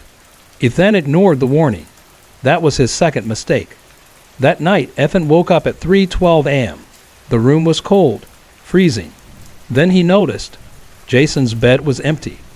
Panic surged through him. He shook Sarah awake. Jason's gone. They searched everywhere, every room, every closet. Nothing. The doors were locked, the windows shut. Then Ethan remembered the basement. They'd never opened it since moving in. He ran down the hallway and pulled at the basement door. Locked. Sarah screamed, "Break it down." Ethan kicked it open. The air inside was stagnant and damp. And then they saw him. Jason lay in the corner of the basement floor, his tiny body curled up and shivering. His skin was blue. Sarah sobbed as she picked him up. He was alive, barely. They left the house the next morning. They never went back. To this day, Ethan doesn't know how Jason got into the locked basement. But sometimes, late at night, he still hears that woman's scream echoing in his dreams. And Jason, he never talks about what happened. But some nights, when he thinks his parents are asleep, they hear him whispering softly to someone who isn't there. My name is Rachel, and I live in Silver Springs, Oregon. My two nieces, Emily and Sarah, and I have been fans of horror stories for years, but nothing prepared us for what happened when we moved into a new house. 15 years ago, we rented an old house in a quiet part of town. It was an odd-looking place, 3 corners instead of 4, forming an unnatural shape. My mother always warned me about places like this. Houses with strange architecture hold strange things, she used to say. At first, everything seemed fine. My sister Lisa and I were both attending university, while my nieces were still in school. The house felt eerie but livable. We ignored the creaky floors, the way the air always felt a little too still. But after a few weeks, the strange occurrences began. It started subtly. Some nights, the clinking of silverware would wake us up. It sounded as if someone was rummaging through the kitchen, knocking dishes onto the counter. But every time we checked, everything was in its place. Then one night, something happened that shattered any doubt we had. We all slept in the same bedroom, me, Lisa, and my 3 nieces. It was late at night when I got up to use the bathroom. Emily and Lisa saw me leave. They were awake, studying for an upcoming exam. But then, just minutes later, they saw me come back into the room. Only, I didn't lie down. They watched, frozen, as I walked right past my bed and disappeared into the wall. At first, they assumed they had imagined it. But when I actually returned from the bathroom moments later, their faces went pale. "You just came back," Lisa whispered. I frowned. "No, I didn't. I just got here." The room fell into silence. No one said another word that night, but I saw the way they kept glancing at the wall, as if expecting something, someone, to emerge from it. The longer we stayed in that house, the worse it got. I had an old flip phone at the time, one of those sturdy ones with physical buttons. Every night, I kept it under my pillow before sleeping, but something strange started happening. At exactly 3 a.m., the phone would turn on by itself. A song would start playing, one I never downloaded. The music was distorted, playing in a low, garbled tone. It woke everyone up, and my nieces started accusing me of blasting music in the middle of the night, but I wasn't touching it. Then, one night, as I finally drifted off to sleep, I felt something grab my foot. Not a light touch, a tight grip, as if fingers had latched onto my toes and wouldn't let go. I bolted upright, my heart slamming in my chest. "Who's there?" I yelled into the darkness. No answer, but the room suddenly felt calm, too calm. as if whatever had grabbed me had simply vanished. We weren't the only ones experiencing things. My brother Mark had a habit of sleeping on the upstairs balcony during the summer. He worked late shifts and often returned home around midnight. One night, after finishing his dinner, he carried his plate upstairs to eat in peace. He had just sat down when he heard a woman's voice behind him. "Son, can you help me?" It was soft. Too soft. Mark turned his head slightly, expecting to see one of us. But when he glanced over his shoulder, he saw nothing. The space behind him was empty. He stood up, slowly scanning the dimly lit balcony. His stomach twisted as he realized that the voice had come from the far corner, where there was no door, no window, no possible way someone could be there. A cold shiver ran down his spine. Then, before he could react, a whisper brushed against his ear. "You shouldn't be here." He dropped his plate and ran downstairs without looking back. That was the final straw. A few days later, we packed up and left. We never spoke about the house again, and we never went back to see who, or what, lived there alongside us. Some places aren't meant to be occupied. Some houses don't want new owners. And sometimes, when you think you're alone in the dark, you're not. It was around 12:30 a.m. when my older brother, Daniel, came home from his late shift. He locked the front door, grabbed his dinner from the kitchen, and climbed up the stairs to the attic bedroom, where he preferred to sleep during the summer. The old Victorian house we lived in had a long, narrow staircase, the kind that creaked under the slightest weight. As he reached the top, something caught his eye. A hunched figure was crawling up the stairs, like a child, moving on all fours, but with unnatural slowness. His breath hitched. It was an elderly woman, so frail and thin that her skin seemed stretched over her bones. Her long gray hair was matted, her face obscured in the dim light. But the way she moved, skittering up the stairs on all fours, was what sent chills through him. Daniel knew for a fact that he had locked every single door in the house. So how had this old woman gotten in? The woman stopped halfway up the stairs and slowly lifted her head. Her mouth curled into a weak smile as she spoke in a whispery voice, "I need to leave this town, but I don't have enough money for the bus fare." A cold sweat broke over Daniel's skin. His heart pounded. Something about this woman felt wrong, but fear gripped him so tightly that he didn't dare question her. Instead, he reached into his pocket and pulled out all the cash she had. The old woman reached out with her bony, claw-like fingers, but instead of taking all the money, she plucked only the exact amount she needed. She pressed the rest back into Daniel's palm, gave him an eerie smile, and whispered, "Thank you." Then she turned away and began crawling back down the stairs. Daniel stood there, frozen, his mind racing. A moment later, he decided to follow her, to see where she went. But when he reached the bottom, she was gone. He checked every room, every door, every window. Everything was locked. There was no way she could have left. That's when he realized she was never human to begin with. For days after the incident, strange things kept happening. Unseen whispers echoed through the hallways. Footsteps thudded overhead, even when no one was upstairs. Objects shifted in the kitchen at night. Daniel refused to talk about what he had seen, but I knew something was wrong. One night, he decided to sleep in the attic again. It was nearly 1 a.m. when he climbed up, ate his dinner, and turned off the lights. Just as he was about to drift off, a bright glow flooded the room. He sat up with a start. The attic had no outside windows, so where was the light coming from? That's when he heard it. Low, distant voices murmuring just beyond the walls. His eyes flicked to the corner of the attic. Through the small gaps in the old wooden planks, he saw shadowy figures moving outside. At first, he thought maybe someone had broken into the empty lot behind our house. But when he leaned closer and peeked through the cracks, his breath caught in his throat. Beyond the attic wall, where there should have been nothing but overgrown weeds and dead trees, stood a full-blown wedding ceremony.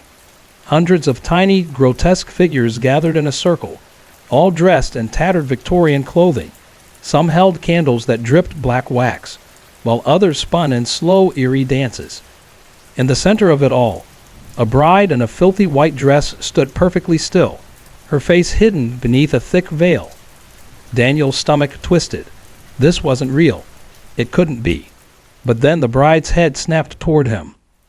Even from a distance, he could feel her eyes on him, like ice digging into his skin. Terror surged through him. He yanked himself away from the wall, muttering prayers under his breath, and ran downstairs without looking back. He never slept in the attic again. The strange occurrences in our house didn't stop.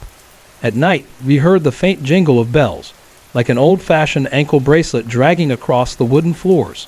Sometimes we'd wake up to find chairs overturned, or doors we had locked standing wide open.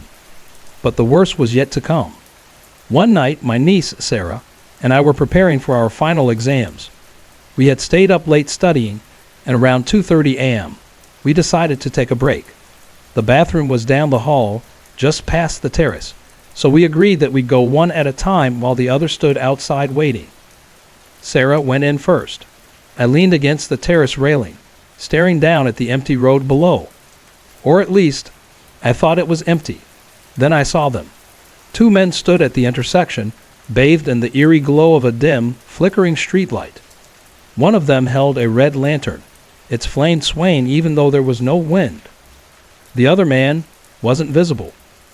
I could hear his voice, low and raspy, whispering to the man with the lantern. But his shadow stretched across the road, even though he wasn't standing in the light. Something wasn't right. I held my breath, straining to hear their conversation. Their words weren't in any language I recognized, a strange, guttural dialect, ancient and otherworldly. Then, as if sensing my gaze, the man with the lantern tilted his head upward. His face was obscured by the darkness, but I could feel him staring at me. My blood ran cold. I spun around, banging on the bathroom door. "Sarah, hurry up." My voice came out in a hoarse whisper. By the time she opened the door, the men were gone. But something in my gut told me they hadn't really left. They were watching, waiting, and they'd be back.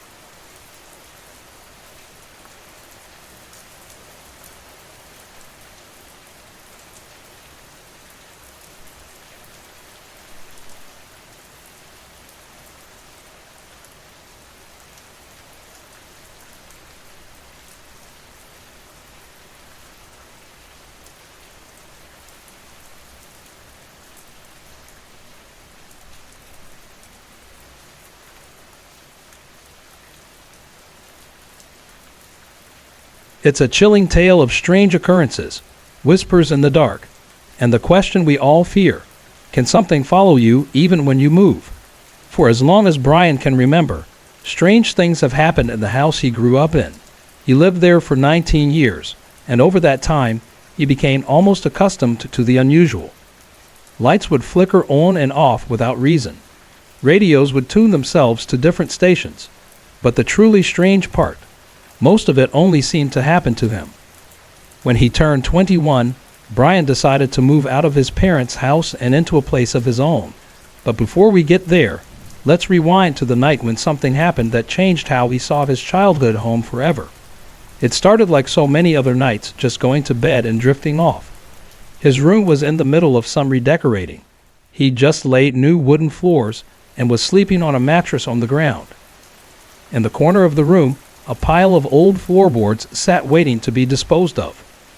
He turned off the light, trying to settle in for the night, when he heard it, the sound of wood being dragged across the floor. It was faint at first, but then unmistakable, like someone pushing the loose planks around. When he opened his eyes, he froze. Standing over him was a man dressed entirely in black. He couldn't make out the face. It was shrouded in shadow, but the figure loomed unmoving, staring straight down at him. Fear paralyzed him, and all he could do was lie there, heart pounding in the silence.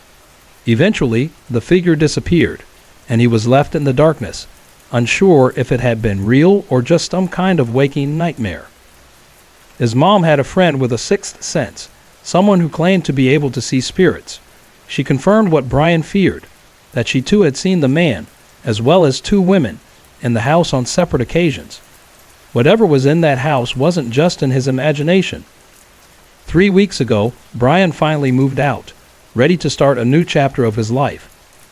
He found a place with a friend, just a 5-minute walk from his parents' house. At first, it seemed perfect.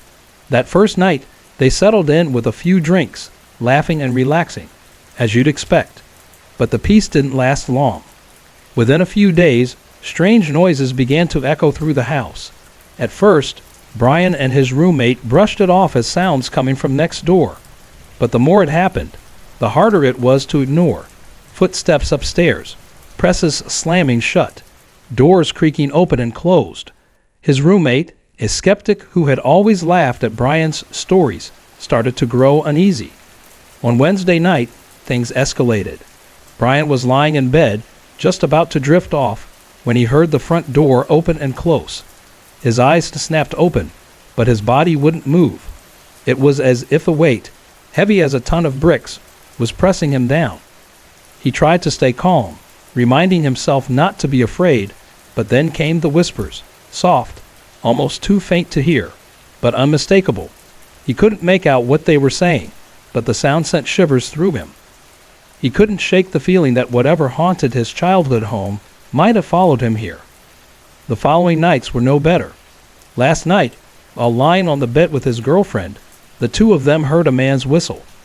Brian didn't want to mention it, assuming it was just his imagination, but when he looked at her, she was pale as a ghost. She had heard it too. They both felt the same overwhelming dread, and for a moment, they considered leaving the house entirely. Now Brian feels like he's out of options. He's planning to bless the house tonight and has even called a priest, who assured him it should help. But he's still nervous, unsure of what might happen or if this will be enough to put an end to the disturbances. So, what should he do?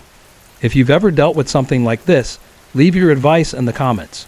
Has anything followed you after you moved? And if so, how did you make it stop? Tonight, I want to share a story of Shanna, who has experienced a series of vivid, angelic, and devilish dreams that began after her grandfather's passing. These dreams are deeply personal, filled with symbolism and emotion, and they've left her questioning their meaning and seeking answers. Let's dive in. Shanna's experiences started in September 2006, not long after her grandpa passed away on Labor Day weekend. One morning, she woke up early to see her husband, Tommy, off to work. After he left, she debated whether to start her day or try to catch a little more sleep. She pulled the comforter up to her neck and settled into that half-awake, half-asleep state when she began to feel an undeniable presence in the room. It started with a sensation, a weight pressing down on the comforter at the foot of her bed. Slowly, it moved up her legs, growing heavier with each passing moment. Then came the sound, a roaring, whirling wind at the foot of the bed on her right side. Shanna felt paralyzed, gripped by fear. She knew she was dreaming, yet it felt so real. In the middle of the roaring sound, she heard a single word spoken clearly, Jewel. I am Jewel. The presence on the bed felt overwhelming, almost suffocating, and in her fear, she screamed, no, and woke up, gasping for air. She didn't dare go back to sleep, her heart pounding from the vivid experience.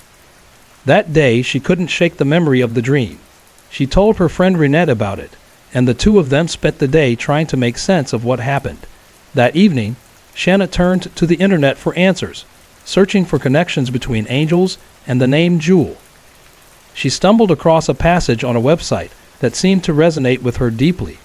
It spoke about the jewel nature of your soul, describing how the gifts we carry are reflections of divine love, meant to be shared freely.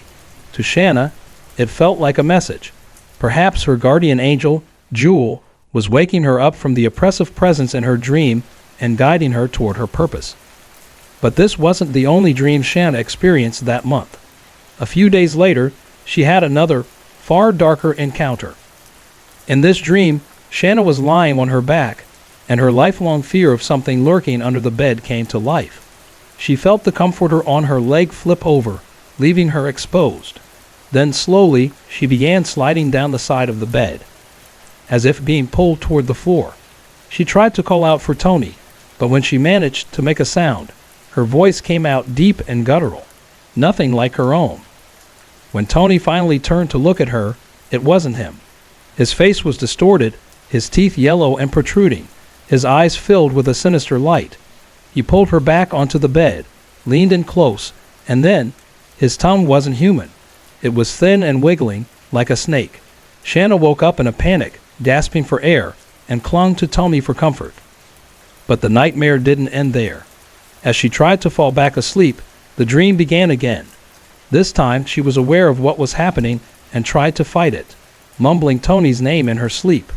Thankfully, her muffled cries woke him up, and his voice snapped her out of the dream.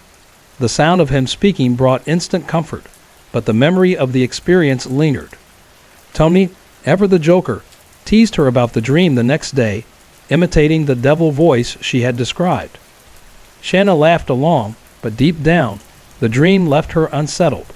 Was it just a reflection of her fears, or something more? These experiences began not long after her grandfather's death, which Shanna believes may have triggered them. On the day of his burial, she had a powerful moment while driving. She pulled over to capture a photo of the rays of light breaking through the clouds, a sight she associated with angel wings. When she examined the photo later, she and her family noticed something incredible. Two distinct figures in the light. One appeared to be blowing a horn, while the other held a sword. Shanna felt certain these were angels, but what they were trying to tell her, she still doesn't know. Shanna's story is one of fear, faith, and the search for meaning. Was Jewel her guardian angel, protecting her from darker forces? Were the dreams connected to her grandfather's passing? Or could they be something else entirely? If you've ever experienced vivid dreams like these or found yourself caught between the light and the dark, share your thoughts in the comments below. Sorry to interrupt. If you're enjoying the story, let me know in the comments and tell me where you're watching from. Don't forget to like and subscribe for more. This happened about 6 years ago. At the time, I was living in an attic bedroom in my family home. It was the kind of space that felt quiet and removed from the rest of the house, which I liked, but it also made the experience I'm about to share all the more unsettling. One night, I was asleep when I suddenly woke up. It was somewhere between 2 o'clock and 2:30 in the morning. Strangely, I didn't feel groggy or disoriented. I was wide awake, as if someone had flipped a switch. Without thinking, my eyes immediately landed on a candle holder on top of my TV. It wasn't something I had paid much attention to before. It was a simple, bowl-shaped holder made of silver, with cut-out patterns on the sides meant to cast light in decorative shapes when a candle was lit. But what caught my attention wasn't just the candle holder itself. It was that it was spinning, slowly, steadily, and completely on its own. Light from the street lamp outside filtered through my translucent curtains, bouncing off the polished silver and casting shifting patterns on the walls and ceiling. The effect was mesmerizing. I sat there, staring at it for what felt like 5 minutes, captivated by the strange, beautiful sight. Then, as though nothing had happened, I laid back down and fell asleep. The same thing happened the next night. I woke up at nearly the same time, eyes automatically drawn to the candle holder, which was spinning again. It wasn't something I was looking for. It was as if it was calling me. And just like the first night, I watched it for a few minutes, then went back to sleep. This continued for about 5 or 6 nights. Each time I woke up, looked at the candle holder, and watched it spin in silence. I wasn't scared, at least not at first. If anything, I felt curious, like I was witnessing something I wasn't supposed to see but couldn't look away from. But on the last night, everything changed. I woke up as usual, and my eyes found the candle holder again. This time, I decided to really focus on it. I wanted to make sure I wasn't imagining things or tricking myself into seeing something that wasn't there. I sat up straight, leaning forward as much as I could without getting out of bed. That's when I saw it wasn't just spinning. It was floating. The candle holder was hovering about 2 inches above the TV, turning slowly in the dim light. Fear washed over me. My heart raced, and I felt paralyzed. This wasn't something I could explain away, and for the first time, I was truly terrified. I slammed back down onto my bed, pulling the covers over me like a child trying to hide from a monster, and squeezed my eyes shut. I didn't want to see it anymore. I just wanted it to stop. The following night, I woke up again around the same time. But this time, I didn't dare look at the candle holder. I lay frozen in bed, staring at the ceiling, too afraid to move. I didn't want to know if it was spinning or floating again. I stayed like that, trembling, until I finally fell asleep from sheer exhaustion.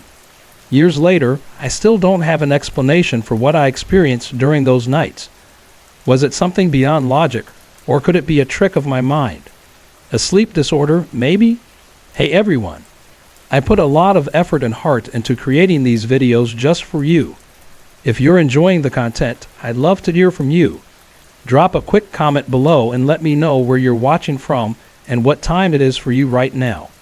Your support means the world to me, and it keeps me motivated to bring more awesome videos your way. It was a warm summer night in mid-July, one of those nights where everything feels quiet and alive all at once. My cousin and I were snuggled in bed together, the kind of childhood closeness where every secret and every laugh felt like a shared treasure. The crickets outside sang their steady song, and the soft glow of lightning bugs danced in the darkness beyond the window. I lay there, staring out into the night, soaking in the peacefulness. But that tranquility didn't last. As I lay there, lost in the stillness, I heard it. Footsteps. They echoed softly in the loft above us, each step slow and deliberate, carrying an eerie weight. I froze, my heart beating faster as I listened. There was something about the sound that felt wrong. It wasn't the normal creak of an old house settling. It was purposeful, like someone, or something, was walking. I didn't dare move or speak. I just lay there, straining to hear more, until eventually, the footsteps stopped. Somehow, exhaustion took over, and I drifted off to sleep. The next morning, as my cousin and I played with our dolls, I couldn't hold it in anymore. I told her about the footsteps I'd heard. She didn't look surprised. Instead, she nodded solemnly and admitted she'd heard them before too. I always try to fall asleep before they start, she confessed, her voice low. Her admission sent a shiver down my spine, but it also sparked something else. Curiosity. We decided that night we would stay awake together and figure out what, or who, was walking in the loft during those strange, late hours. The day passed in a blur of excitement and nervous anticipation. When night fell, we lay side by side under the covers, giggling softly as we waited for the footsteps to come. The house felt still, the air heavy with expectation. Hours passed, and just as sleep began to pull at us, the sound returned. It was around 2 o'clock in the morning when we heard it, the same deliberate steps, moving slowly across the loft. My cousin and I pinched each other in silent panic, our tiny act of bravery. The footsteps grew closer, each one louder, more defined, until they stopped right above our heads. I lay there, paralyzed, staring through the covers as if they could shield us from whatever was there. But I didn't see anything. I didn't dare look any further.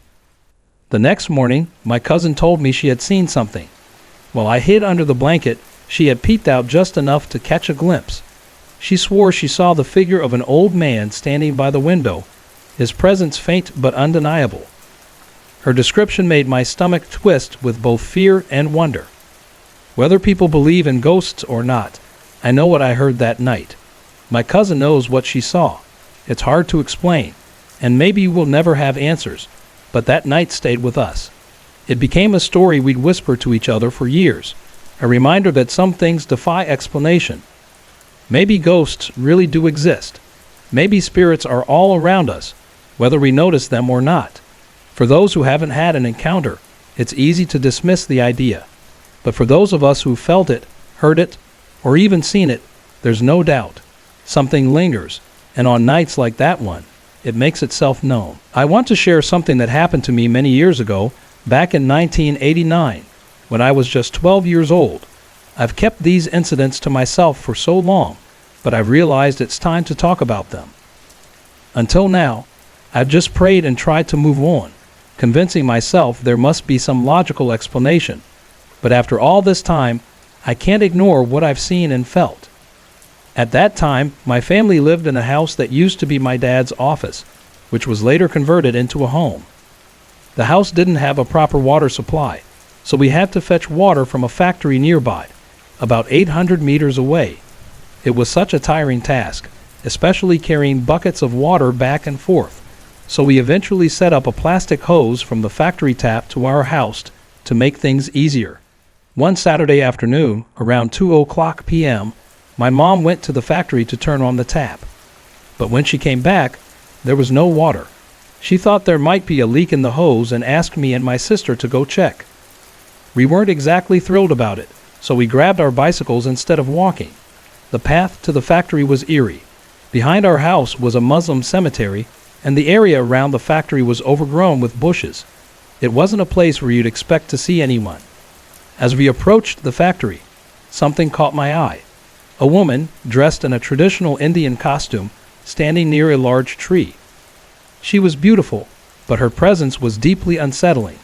We were the only Indian family in the area, and there was no way someone could reach that spot. It was surrounded by thick bushes and completely inaccessible. She stood perfectly still, just beside the factory office near a wide drain. I froze, staring at her in shock. My sister and I didn't say a word. We slammed down our bicycles and ran home as fast as we could. When we told my mom what we'd seen, she was silent at first, then admitted she had experienced something strange at the factory too.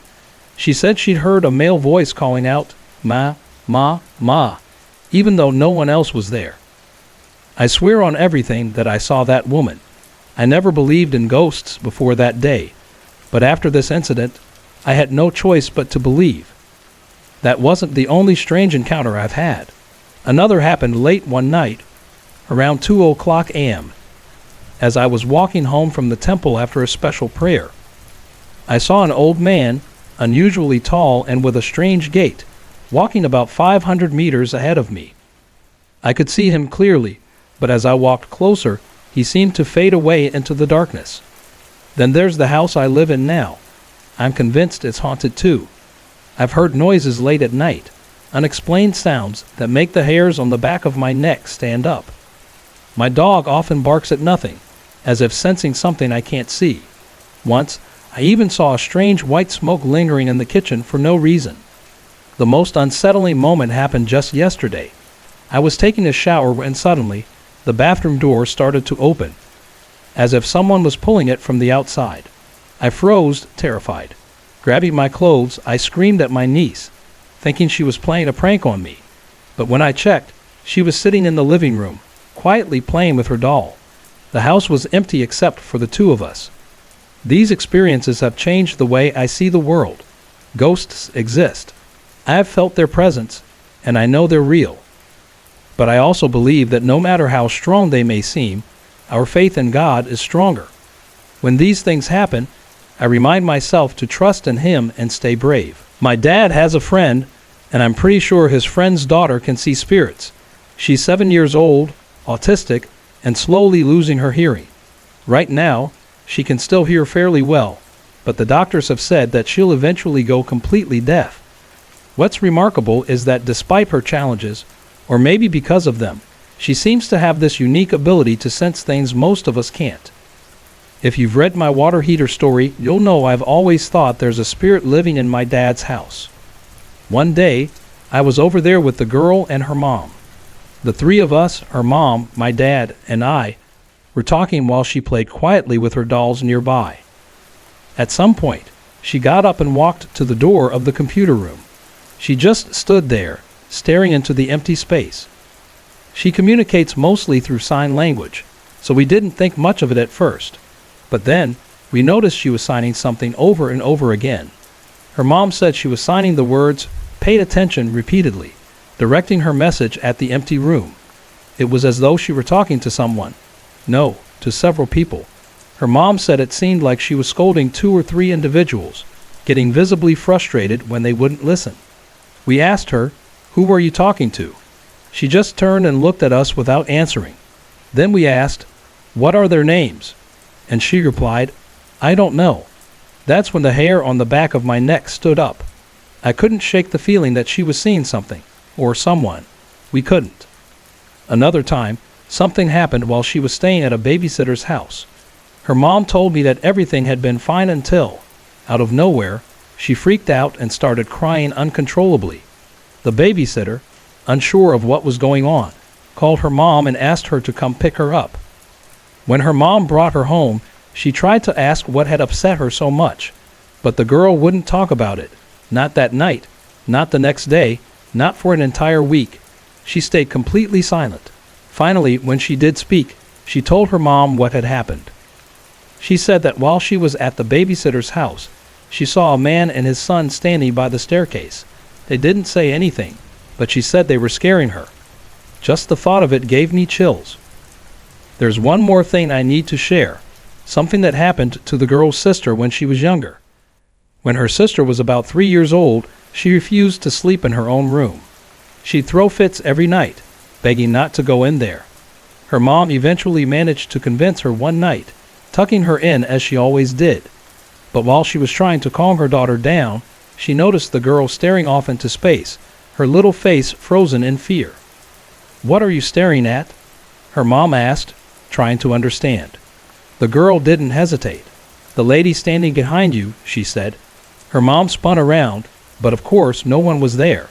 Later, the family found out that the previous owner of the house, an elderly woman, had passed away there.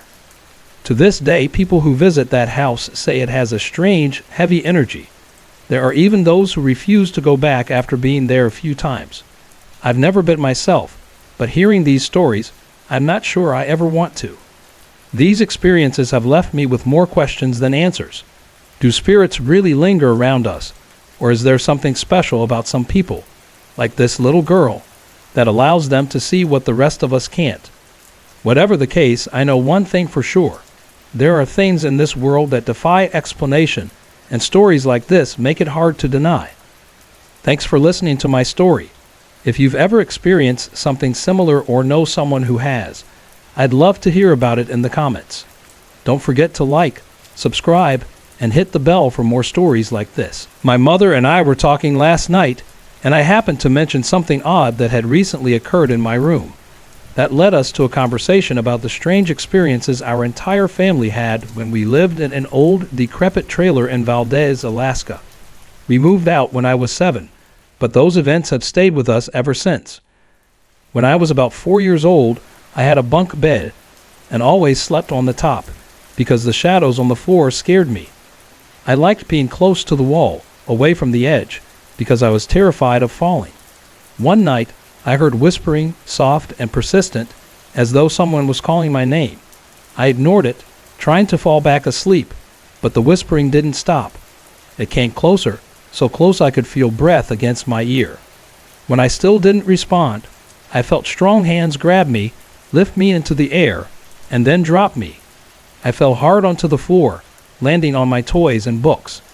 My room was a mess, completely trashed. I started crying, and my mom came rushing in. She thought I had fallen out of bed and scolded me for making such a mess. The next day, she refused to take me to my grandma's until I cleaned up my room. I spent over an hour putting everything back in place, but just as I finished, I thought I heard my mom calling me from the other end of the trailer. When I went to ask what she needed, she told me she hadn't called me but asked to see my room. We walked back together, only to find it completely trashed again. I stood there in shock while my mom left me to clean it all over again. As I picked things up, I heard faint laughter behind me, almost like taunting. I turned around, frustrated, and yelled, "That's not funny. Stop it right now." After that, I cleaned the room again, and this time it stayed clean. Another time, my mom was home alone. She was standing in the kitchen on the phone with my grandma when something caught her attention. There was a big yellow door leading to a storage area we never used, and as she stared at it, it began to open slowly on its own. She dropped the phone and ran straight out of the trailer, heading for my grandma's house. She refused to go back in until someone else was with her. My dad had a terrifying experience of his own. He told me about a dream he had where he floated out of his body. He saw himself and my mom lying asleep in their bed, but as he looked toward the closet at the foot of the bed, he noticed something strange. The closet had mirror doors, and he felt himself being pulled toward them. Ghostly hands reached out from the mirror, grabbing his legs and trying to pull him into the glass. On the other side of the mirror, he saw a strange, cold world. He struggled to free himself and suddenly woke up. The bed was soaked with sweat, and he was so shaken that he refused to sleep in the bedroom again. From that night until we moved out, he slept on the couch. The last thing I remember happened when I was 7.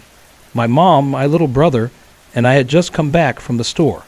It was late afternoon, and as we opened the door, we saw something we couldn't explain. A large goblet that my mom kept on top of the TV lifted itself into the air, hovered for a moment, and then shot across the room, smashing into the wall. My mom and I didn't say a word.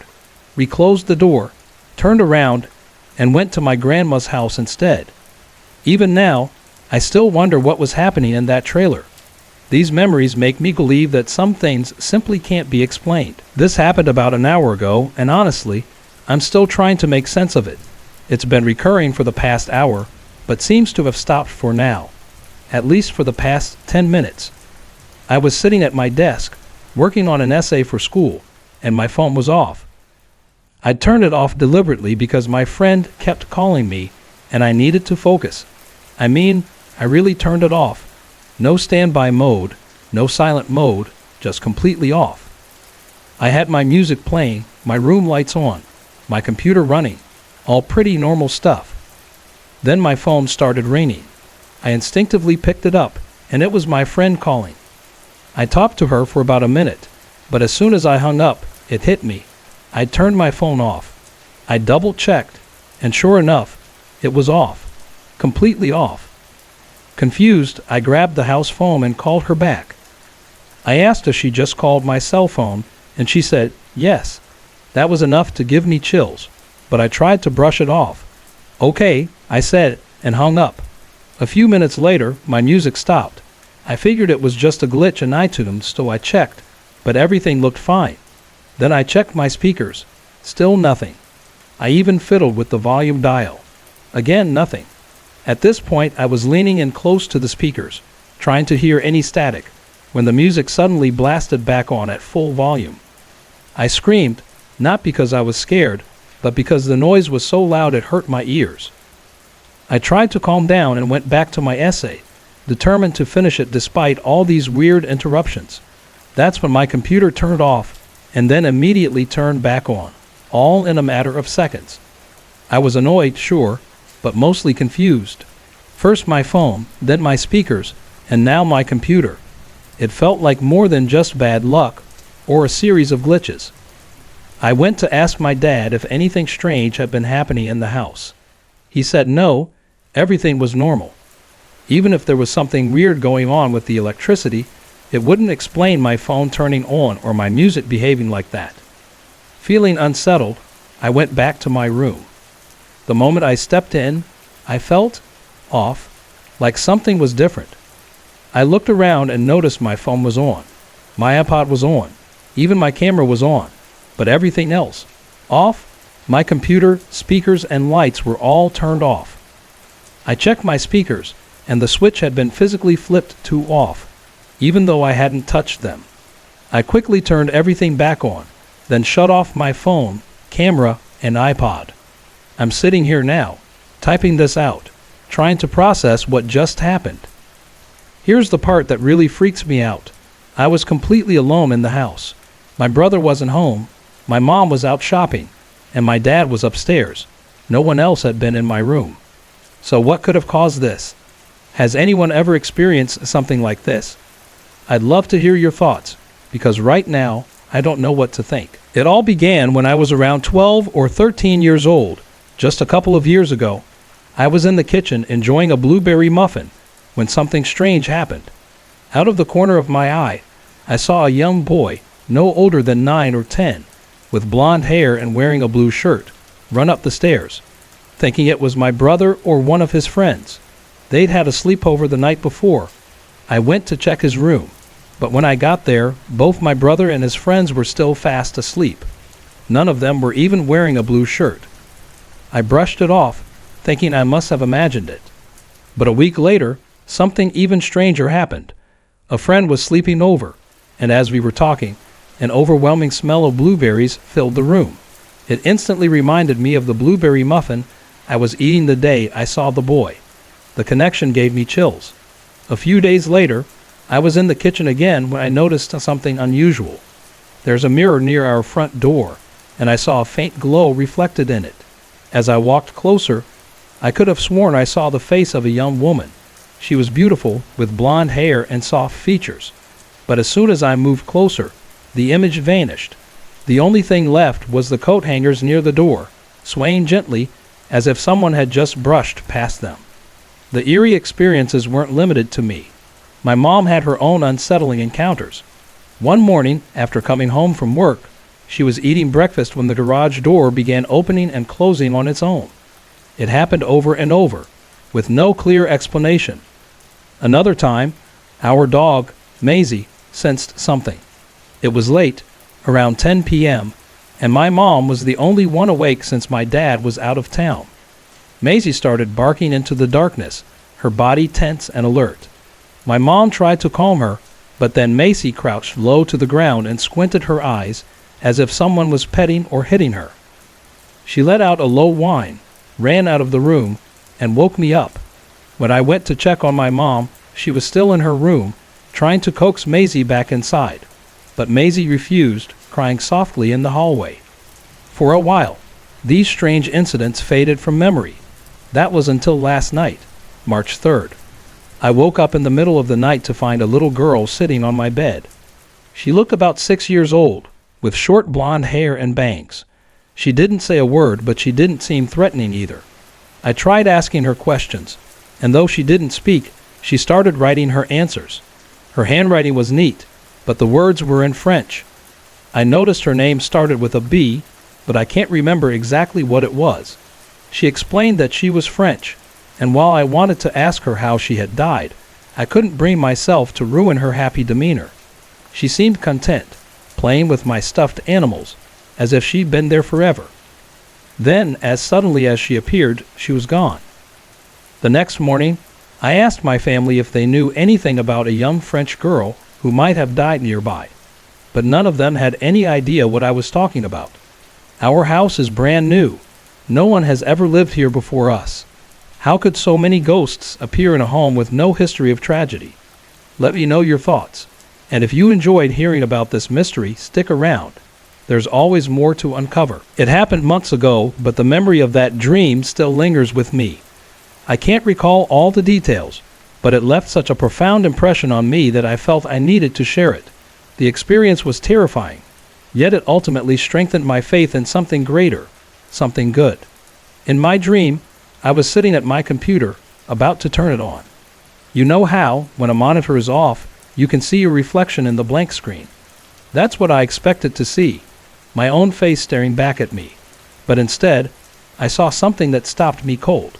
The face of the devil stared back at me. It wasn't just an image. It felt alive, like it was trying to take me over. I can't describe the intensity of its gaze or the way it seemed to reach out to me. In that moment, I felt a sense of dread unlike anything I've ever known. The devil wasn't just there. It was stalking me, closing in on me, and no matter where I turned, I couldn't escape it. The weight of its presence made me feel weaker and weaker, like it was draining my strength, both physically and emotionally. As the dream continued, I felt like I was on the verge of being overwhelmed. It was relentless, and I was powerless to stop it. Then, out of nowhere, something shifted. Words I had never consciously learned came to my lips.